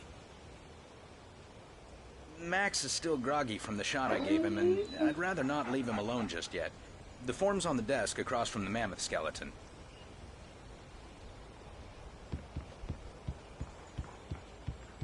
Okay, boy. We're almost done here. Al, you can't just go and meet a kidnapper. Those situations always end up in disaster. You gotta talk to the cops. She's my wife, and it's my call. Can we talk about this later? No. This whole thing... Listen, you hit your head. I mean, geez, Al, come on. You gotta understand how crazy all this sounds. If you're trying to pull a joke on me, freak me out, it's working. Ha ha, let's have a laugh on Barry. Well, you had me going there real funny, Al. You can quit it now.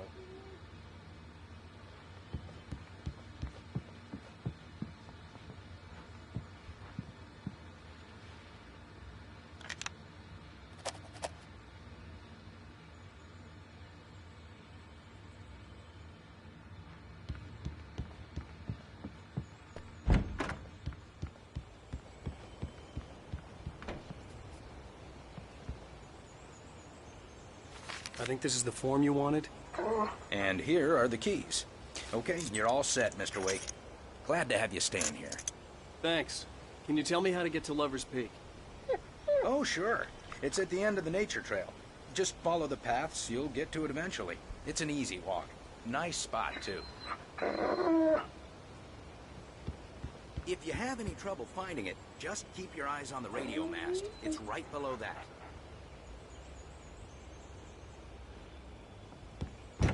Look, Al, you're asking me to believe that you shot a dude who went poof into thin air, a guy who was bulletproof until you pointed a flashlight at him. You hear that from people who end up spending time in padded rooms, strapped to their beds, wearing white shirts with too long tangled up sleeves, and eating a healthy diet of pills. Al, you make cruel jokes about people who believe that kind of stuff. You're the skeptic. You gave me an hour-long lecture on homeopathy last month. What was it? If there's no proof, it's pure bullshit. Period. Guess the laugh's on me then. Al, come on! I mean, okay. Okay, maybe something weird happened to you, okay? Well, thanks for the heartfelt vote of confidence. All I'm saying is you gotta throw me a bone here, bestseller. What would you think if it was me? There's no way you should be going out at midnight with a gun. No one asked you to come here, Barry. Either work with me on this or go straight back to New York. Your choice.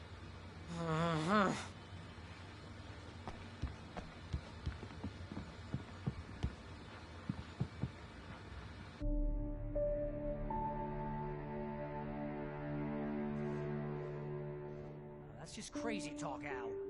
Al? Al? We should go to the sheriff or call the FBI. Damn it, Barry, they'll kill her! This is not a goddamn debate, Barry. I'm going to Lover's Peak. He said to come alone. Okay then. I understand. You're my best friend, and I'm worried that you're not right in the head. Tell me what to do to help, and I'll do it. You stay here, and if I'm not back by morning, call the cavalry. Achoo! Achoo! Just be careful with the...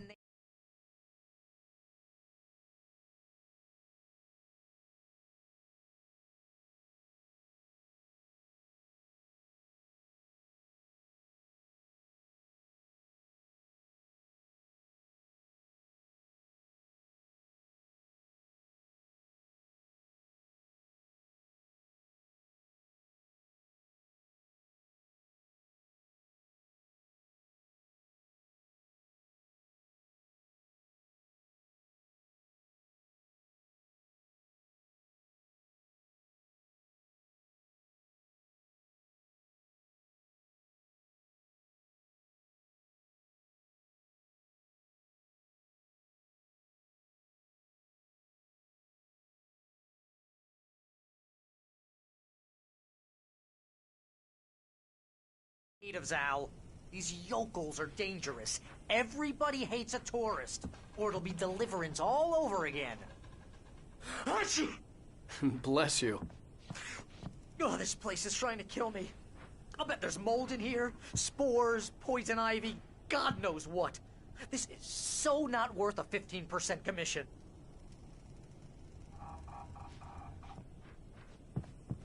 You want to know where you can shove that flashlight? Watch where you point that thing, Al.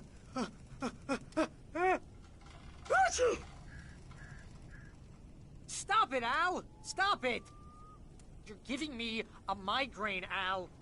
You know I'm useless with a migraine.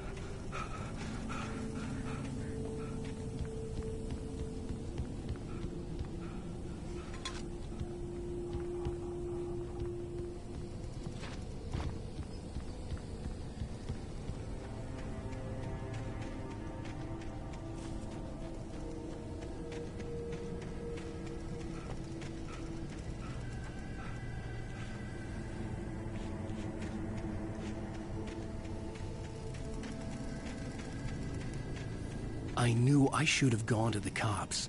This wasn't the smartest thing I'd ever done, but I was still angry with Barry for trying to talk me out of it. These people had called me right in the sheriff's station.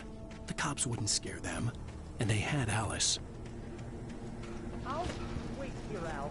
I'll hold down the fort. I'll be with you in spirit every step of the way, Al. Walk through the door now.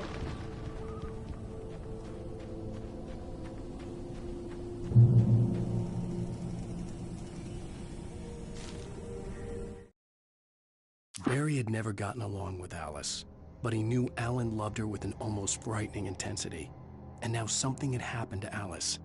And here was Al armed with a gun and saying things people got put in padded cells for. It was as if his friend had experienced a massive psychotic episode and was now totally disconnected from reality. It scared the shit out of Barry.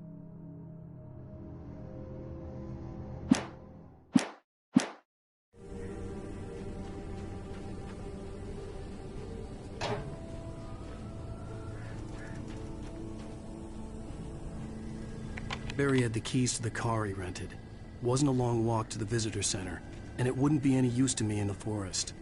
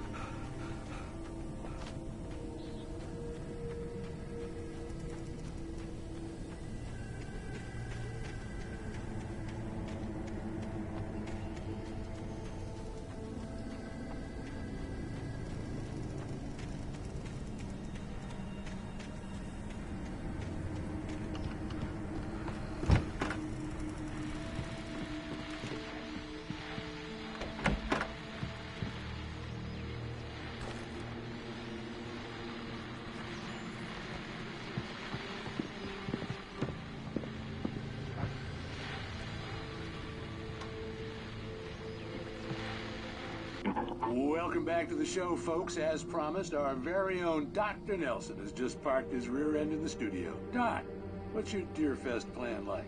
My plan? You make it sound a lot more organized than I ever seem to manage. Oh.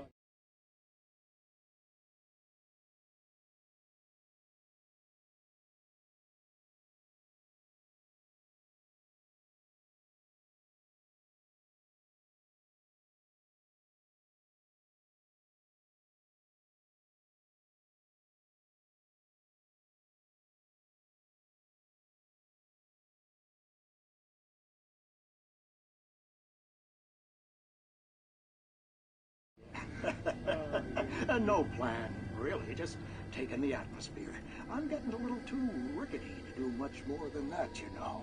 Oh, tell me about it. No sack race for us older gentlemen, huh? Yes, exactly that. But I'm going to check out the parade, of course. And I'll be one of the pie contest judges, too. Well, that takes a different kind of constitution. Oh, yeah. It's my kind of exercise. Now, Doc, seriously, you're in pretty good shape, though. You're the outdoors type. I know for a fact you're an avid fisherman. That's right. Matter of fact, just caught a heck of a largemouth bass early this morning. But you're not taking part in the fishing contest? No, not this year. See, Pat, I'm just not that competitive anymore. Now I just like to take my time and enjoy the peace of it. It's no fun if I need to worry about what I'm catching, you know?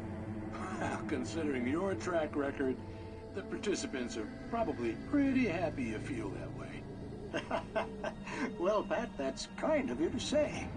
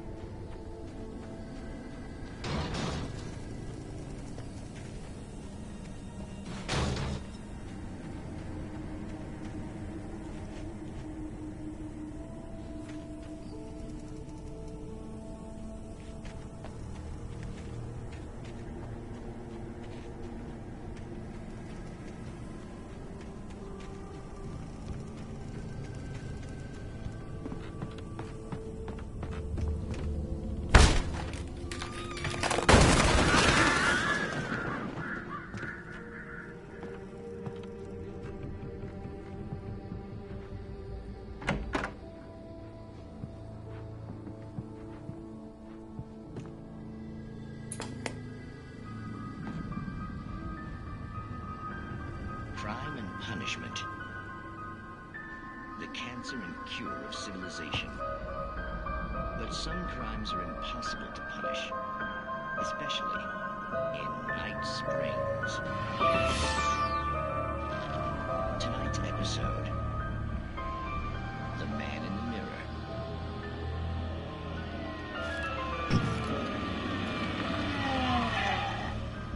He's inside, Agent. He's a weird one. So, you're confessing to killing that guy, huh? Why? Had it coming? Yeah, but why would you do that? I mean, you're a nice guy. Normal. Took a kid to a soccer game. So how come at the game, you pick a guy and, quoting from the arresting officer's report here, assault the victim's head area repeatedly with the weapon of choice being a pair of bare fists?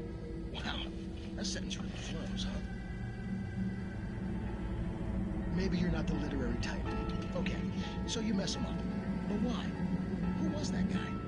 We couldn't ID him. Why would a guy like you do him like that? I didn't like his face? Well, you must have hated it, because you really went to town there. I mean, there's no way to tell what he looked like. No ID on him either. That must be difficult. But then we ran the fingerprints. Got a match. Your prints. Identical. Huh, how about that? Your son said you were wearing a white shirt when you took him to the game. But the white shirt is on the dead guy. It's plenty red now. You won't get away with this. Do you really think that's in any way relevant to me? I had plenty of time to talk to my boy before the cops arrived, you know? He won't stop screaming, am I right? You think he's ever gonna be okay? I left my mark. You bastard. What? You gonna shoot me? What's the point? I'm going to... You got me. I don't understand any of this. And you never will. Don't worry. Maybe I'll see you again, Agent. Maybe in the mirror.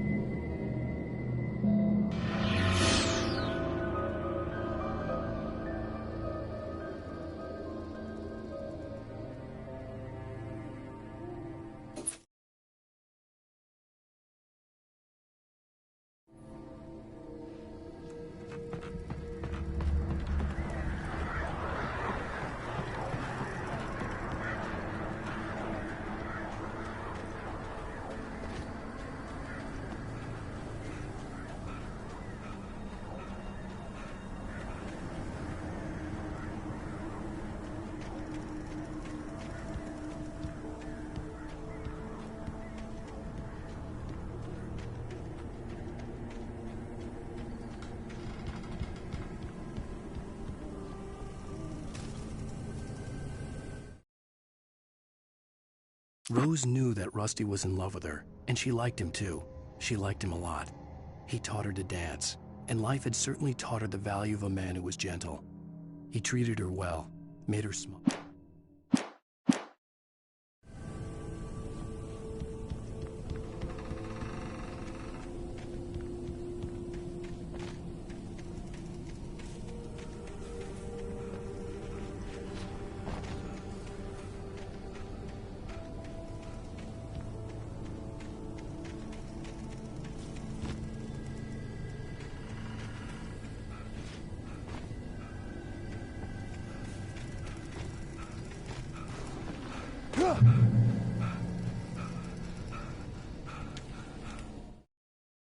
The air in the visitor center was heavy with an awful smell, as if some rotten drowned thing had crawled up from its grave. Rusty kept coughing blood. My eyes were drawn to the twisted shape of his broken leg. The attack had been vicious. Max whined in his cage. Rusty's eyes were wild with fear and terror. He gasped. "Mr. Wake, it happened just the way it was on that page."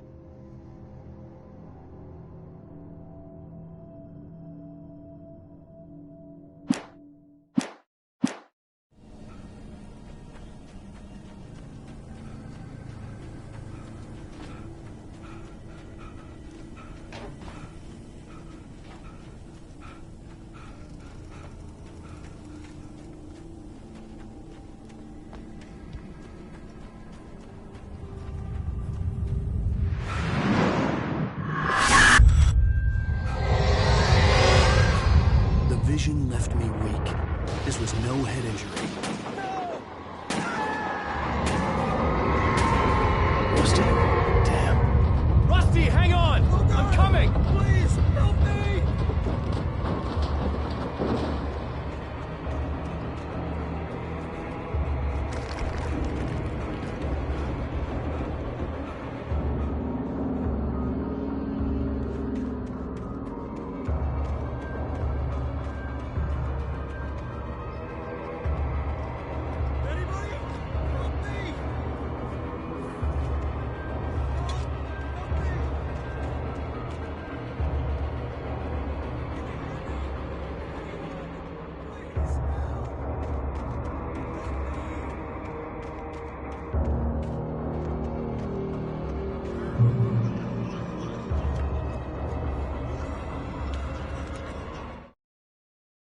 The visitor center was sturdy, but the impact turned the front of the building into splinters. Rusty was thrown across the lobby like a rag doll and hit the far wall hard. It didn't hurt until he tried to move and saw his leg bend the wrong way. Felt the broken...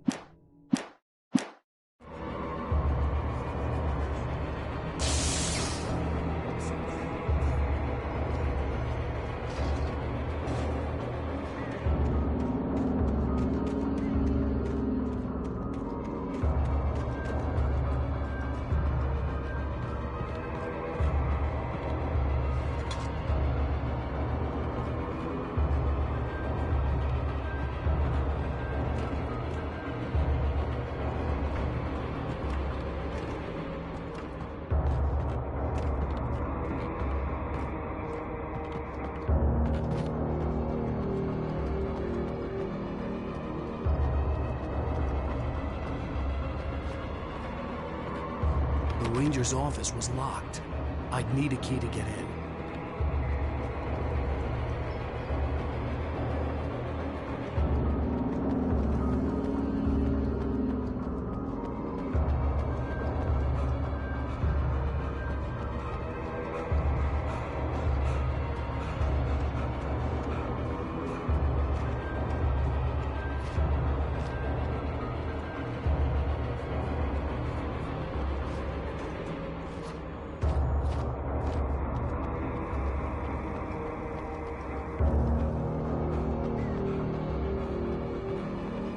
Hello? I'm back here! Hey, please help me!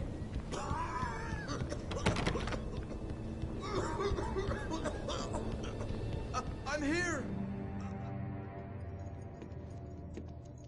Mr. Wake?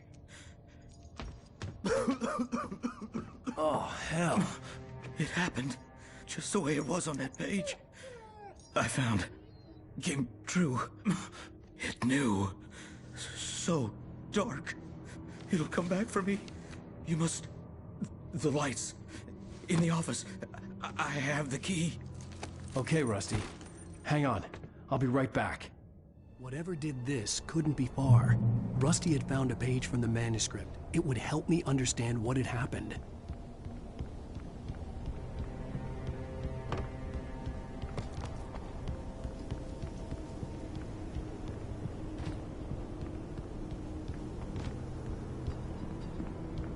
Shh. Good boy.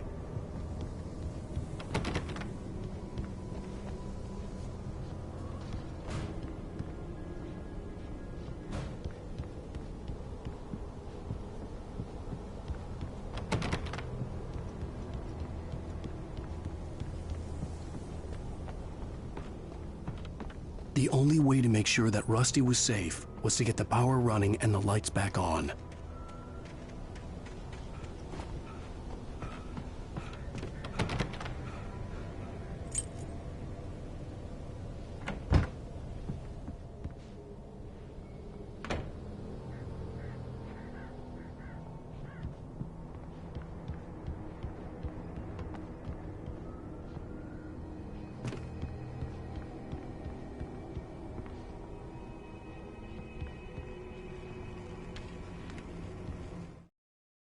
At the last instant, I changed direction and threw myself down.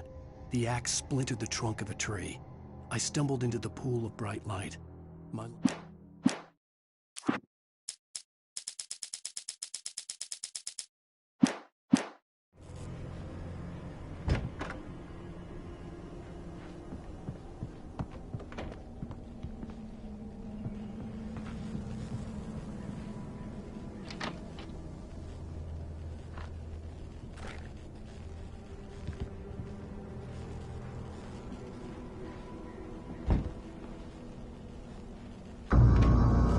was too late. Someone had destroyed the circuit breaker. There was no way to get the lights back on.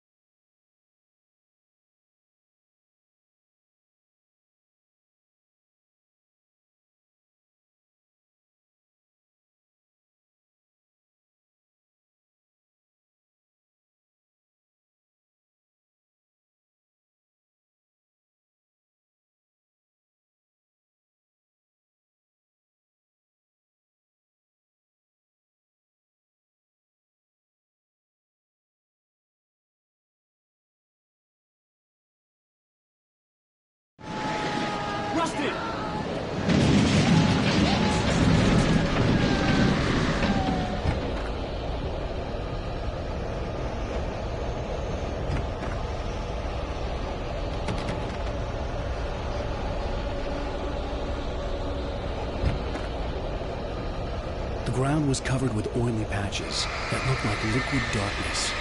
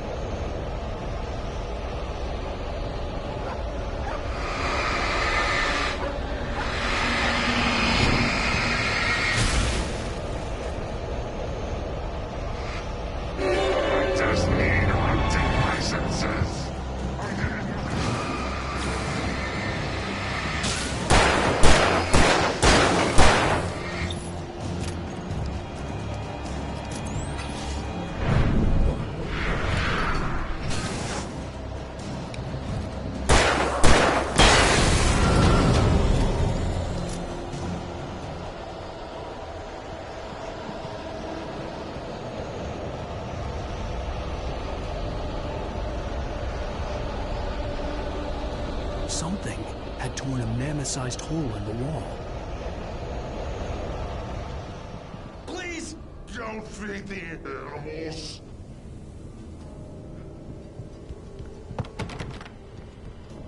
Fishing is only permitted for those visitors who purchase a park fishing license.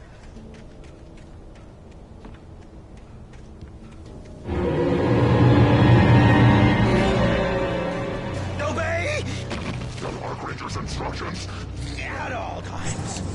Rusty? Rusty, no! Never.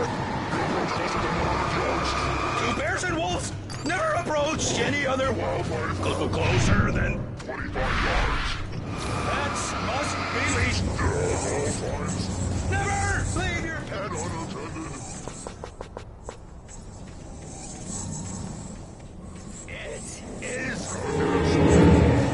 to remove any or historical artifacts from the park.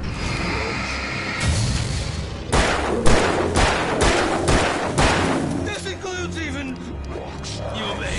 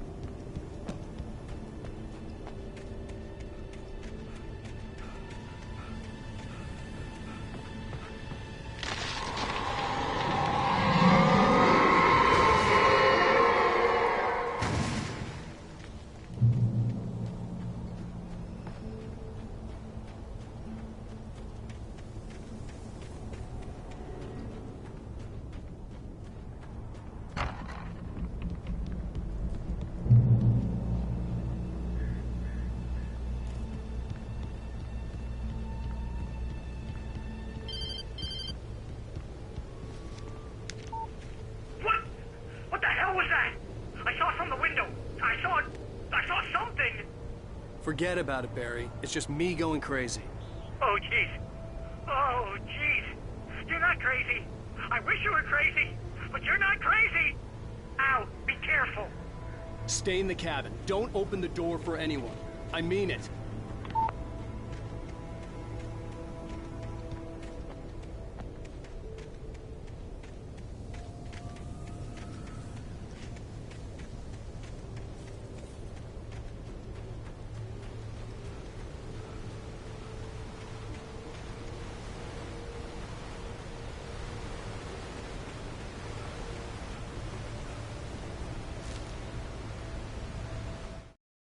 In that last instant of consciousness, Rusty thought about Rose. He was older than she was. Rose was barely out of her teens, but she made...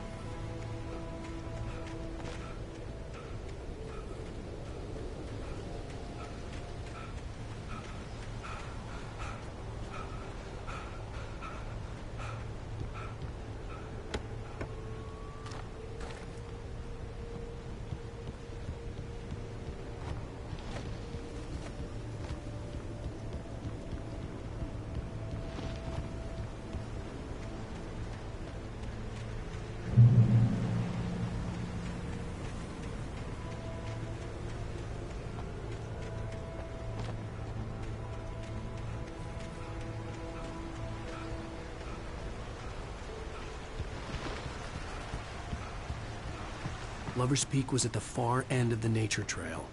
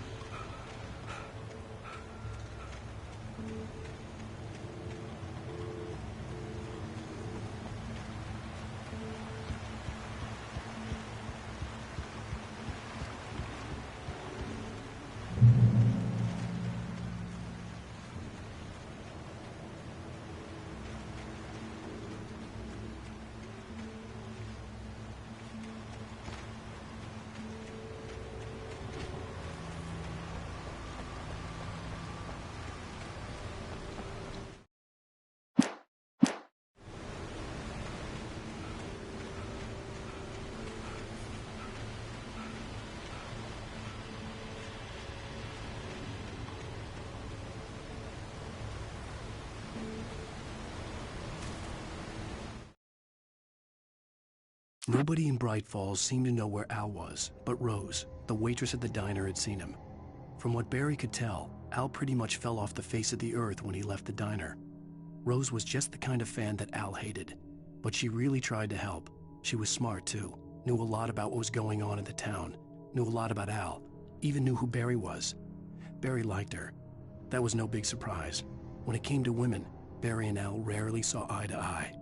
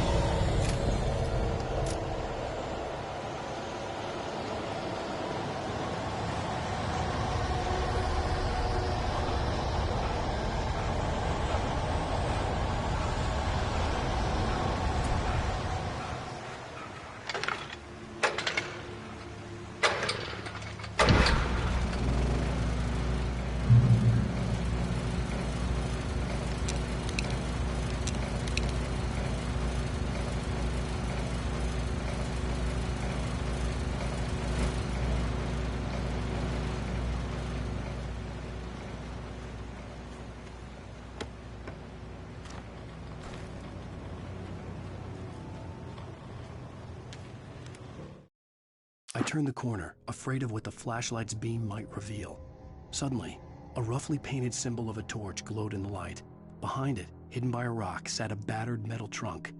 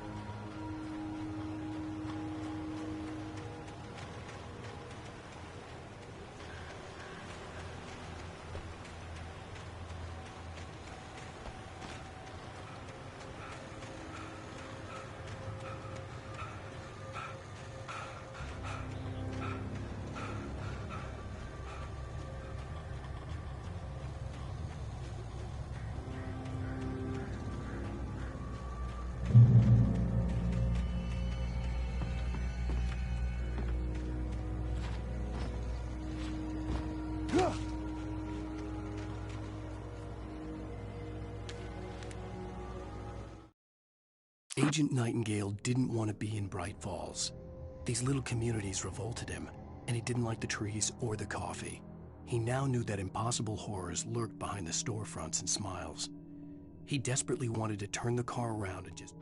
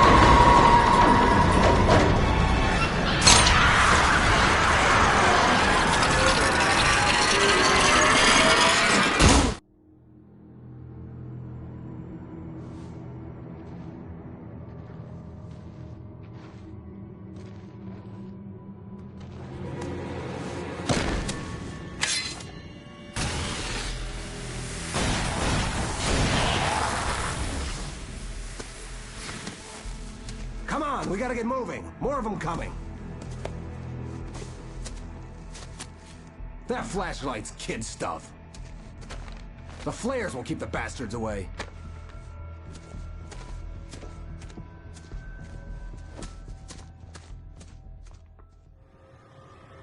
You can see them too? Hell, of course I see them. Come on, we gotta move. Why? Because that's the way the story goes. Yeah, but... Let's move! I lost my gun back there. Oh, I've got a gun. Just keep that light steady on him. It took a moment, but then I recognized him. He'd been on the ferry when I first arrived here with Alice. He knew my name. We were headed in the direction of Lover's Peak.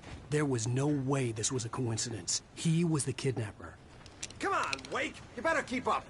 You set him up, and I'll knock him down, Wake.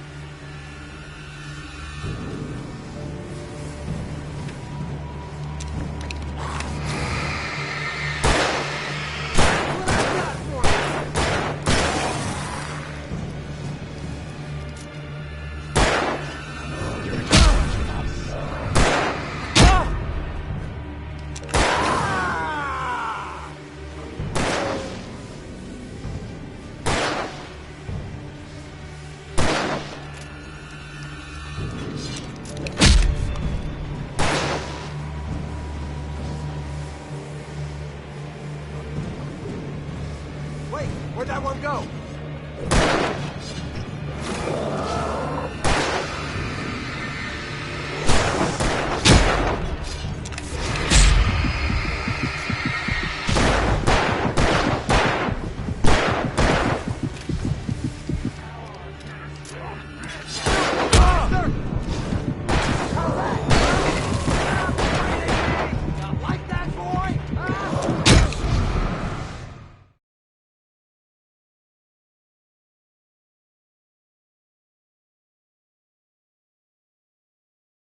Gun. Just keep that light steady on him. It took a moment, but then I recognized him. He'd been on the ferry when I first arrived here with Alice. He knew my name. We were headed in the direction of Lover's Peak. There was no way this was a coincidence. He was the kidnapper. Come on, Wake! You better keep up.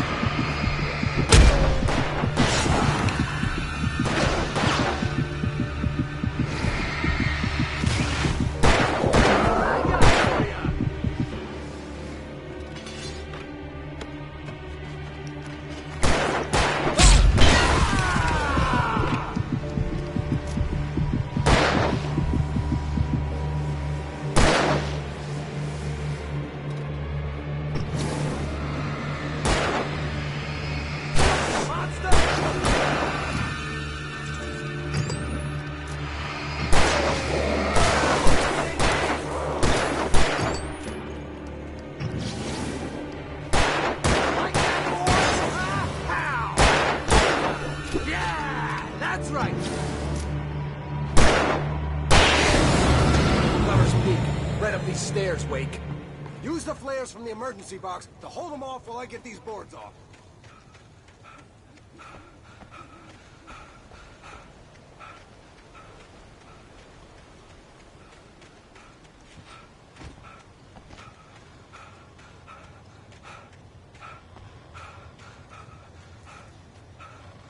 Give me the gun. Yeah, no can do. Are you kidding? Give me the gun! No time for back talk. Hold them off, damn it.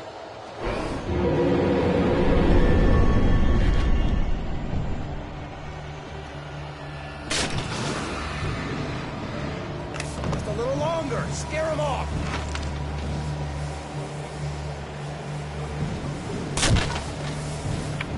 Get some light on those bastards. That'll keep them off us.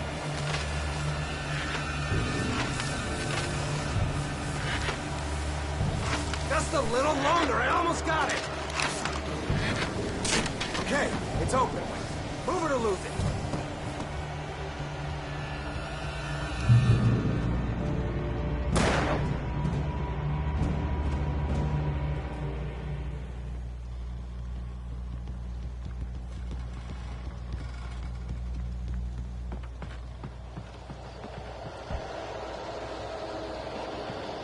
Better get ready.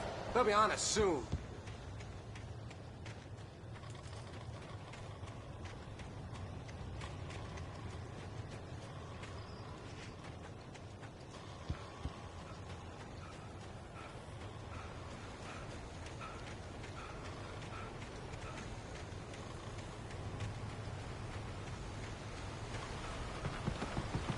This is it, Wake. Last stand. There's more flares here. Get ready. We fight them as long as they keep coming.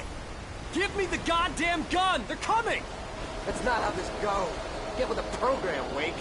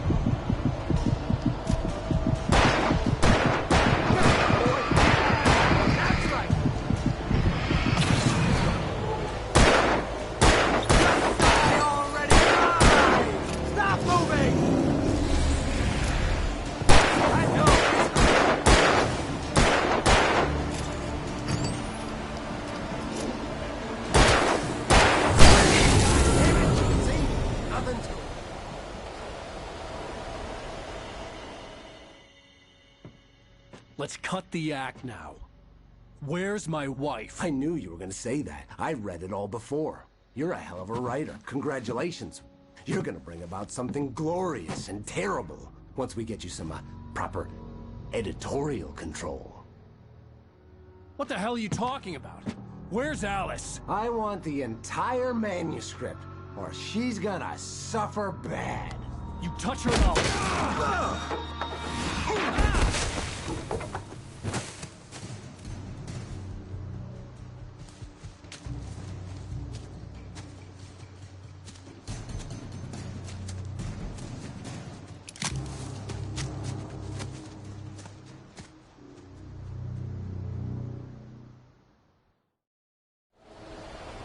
You're gonna give me the manuscript or you'll be sorry.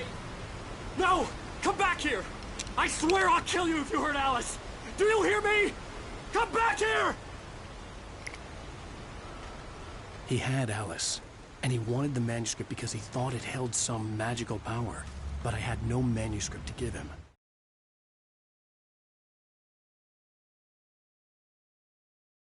I had to get back to... On more than one occasion, Alice had tried to explain to me how it felt to be afraid of the dark. To her, darkness wasn't simply the absence of light, but something more tangible than that. It was something you could touch and feel. Worse than that, it was something with a mind of its own, something malicious and malign. For her, things changed when they were wrapped in dark. On more than one occasion, Alice had tried to explain to me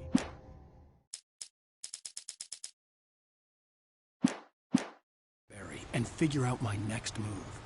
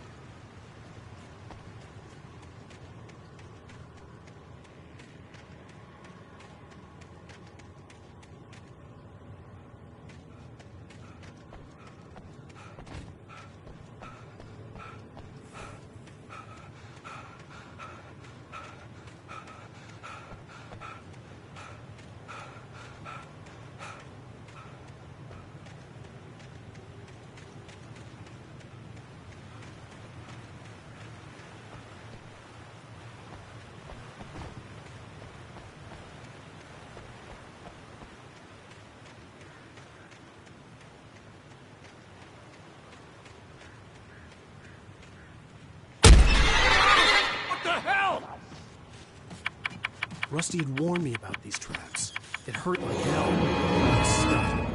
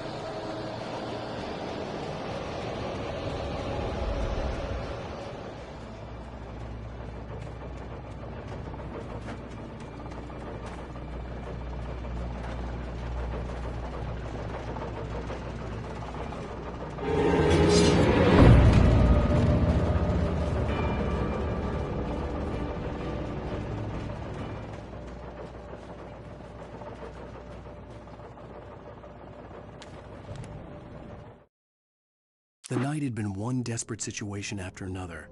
I was exhausted, and my body felt as though it had been chewed up and spat out. The flashlight was heavy in my hand, and each pull of the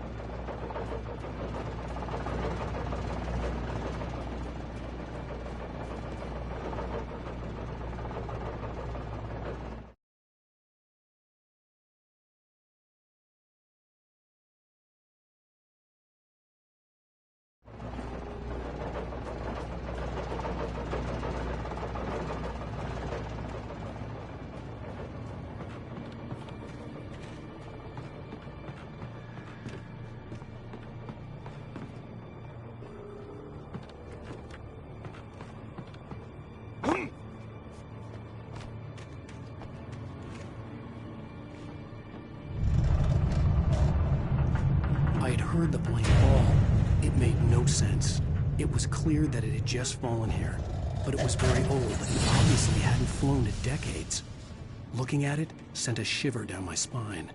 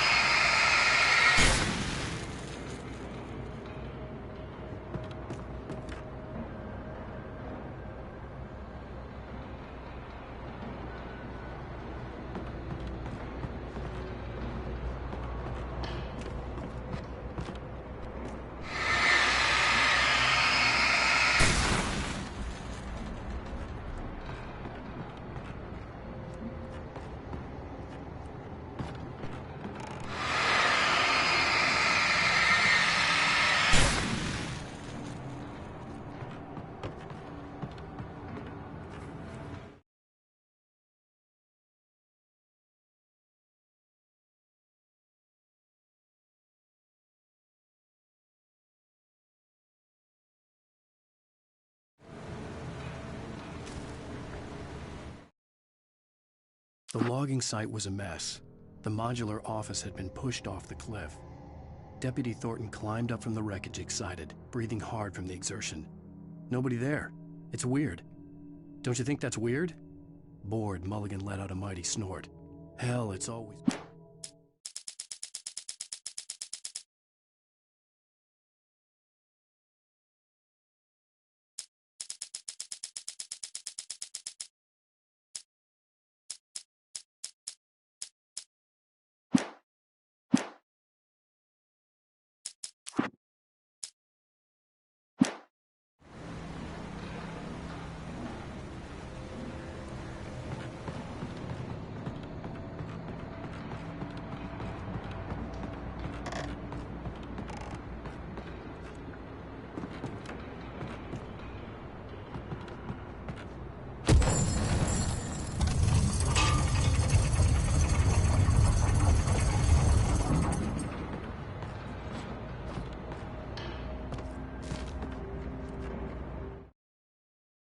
When Barry saw the darkness attack the visitor center, it made him a believer. The men Al said he'd shot, they hadn't been just locals on crank. Somehow the world had changed, like the channel had been...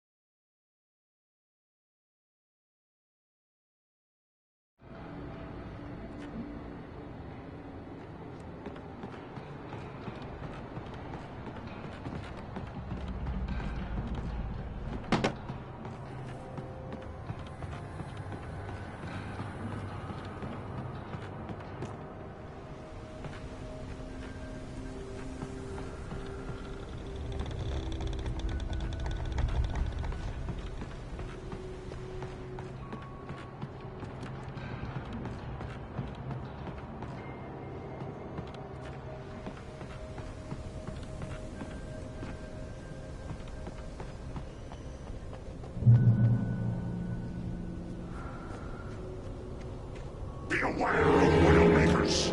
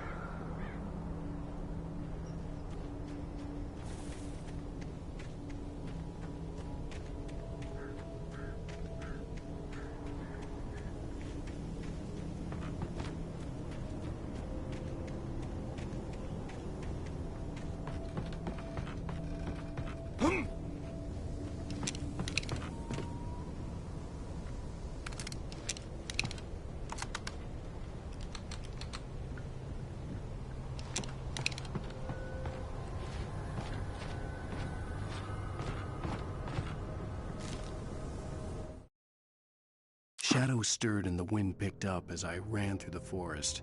I felt the dark presence turning its gaze toward me. Then the moonlight was blotted out by dark shadows that raced violently across the ground, moving too swiftly to be natural. Darkness gathered between the trees and melted again to reveal the Taken. No natural path had brought them here.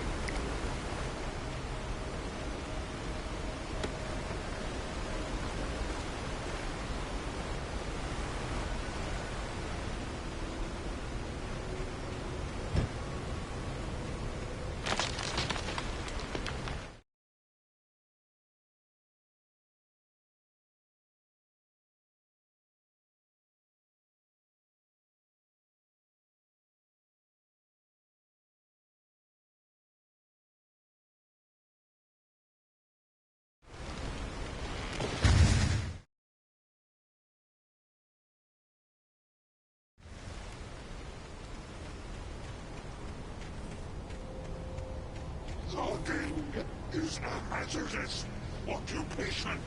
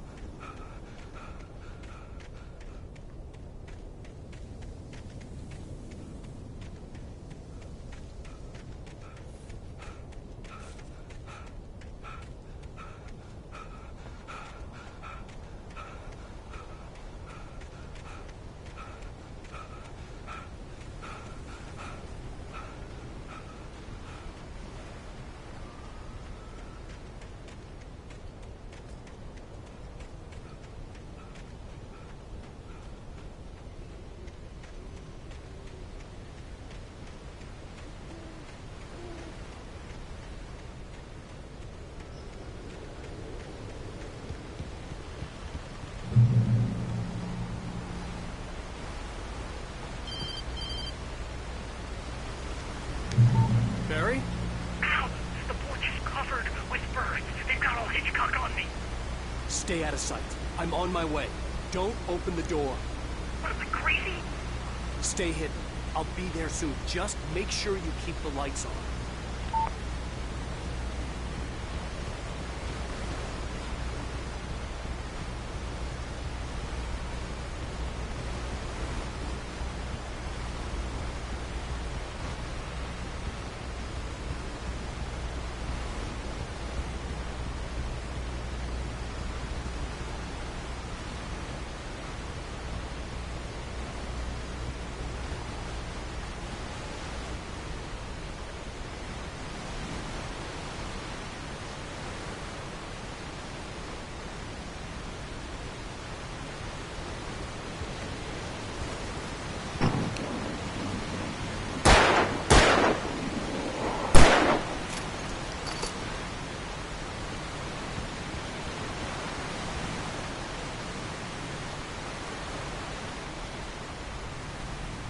I still had to reach Barry at the cabin, but at least I was out of the woods.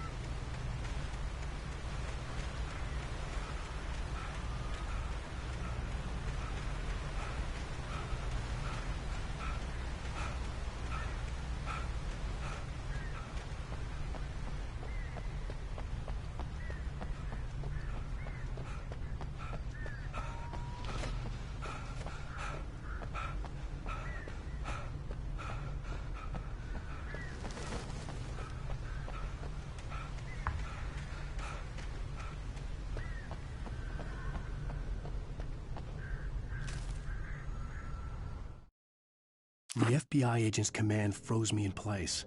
I considered surrender. It was all falling apart anyway. I could give in, let someone else deal with it, but it felt all wrong. Call it instinct, his posture, the way he held the gun. He was no friend. Shots ringing in my ears, I leaped for the hole in the fence and stumbled into the darkness beyond.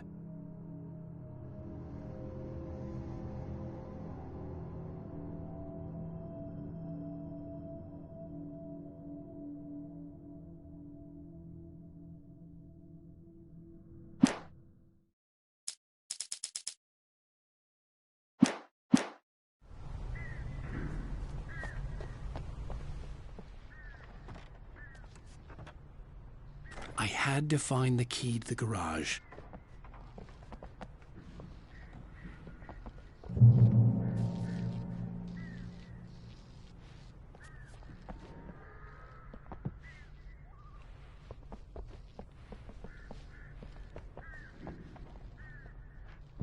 I needed the garage key to get to the car.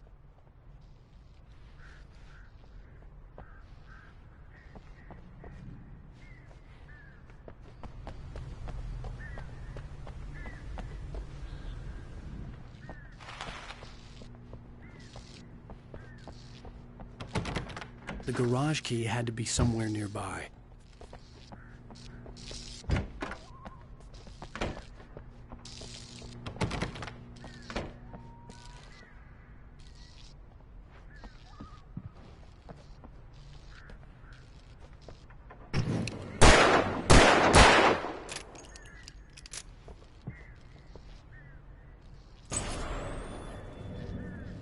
A story is not a machine that does what you tell it. A story is a beast with a life of its own. You can create it, shape it, but as the story grows, it starts wanting things of its own.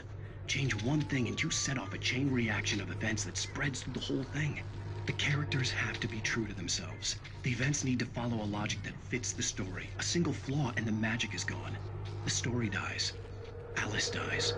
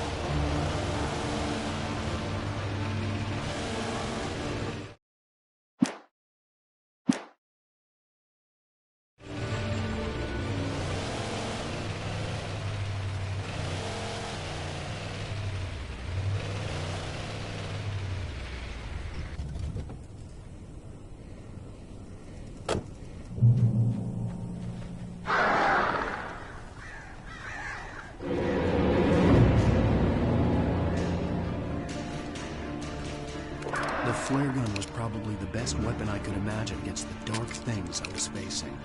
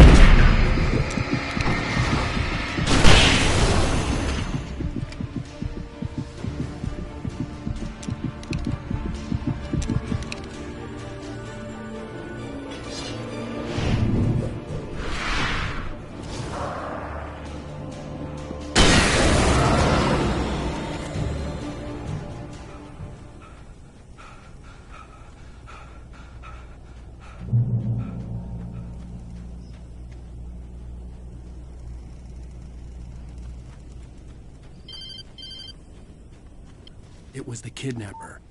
You son of a bitch! Where's my wife? Enough horseplay, Wake. You deliver the manuscript, and you can have your woman back. Simple as that. I don't... Listen. I'm gonna need time to finish it. I still need to write the ending. I need a week. It's not done? I need a week. 2 days. The old Bright Falls coal mine is nearby. You can find it easy, city boy. The main building, there at noon. You bring the manuscript, you'll get your wife. If not, well, get me? Yes, I get you.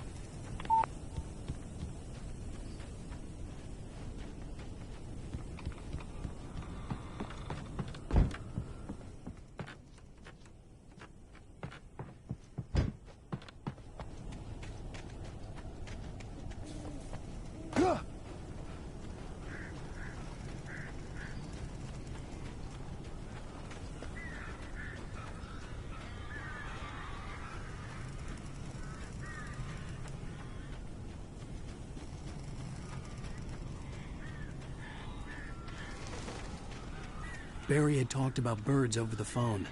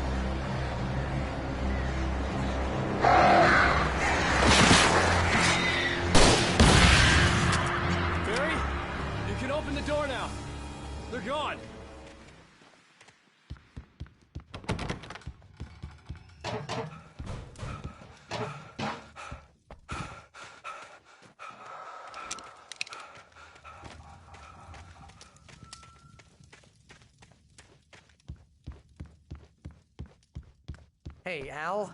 I'm sorry for thinking you were having a psychotic episode, man. I sent Barry to the town to ask around about a man fitting the kidnapper's description. He'd go through the archives of the local paper. Perhaps he could learn something.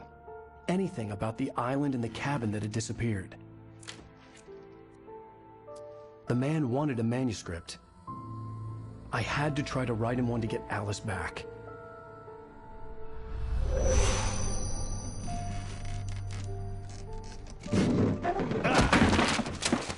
For me, the supernatural had always been nothing but a metaphor for the human psyche, a tool to use in writing fiction. Now, it was happening for real, and I couldn't put a single word on paper.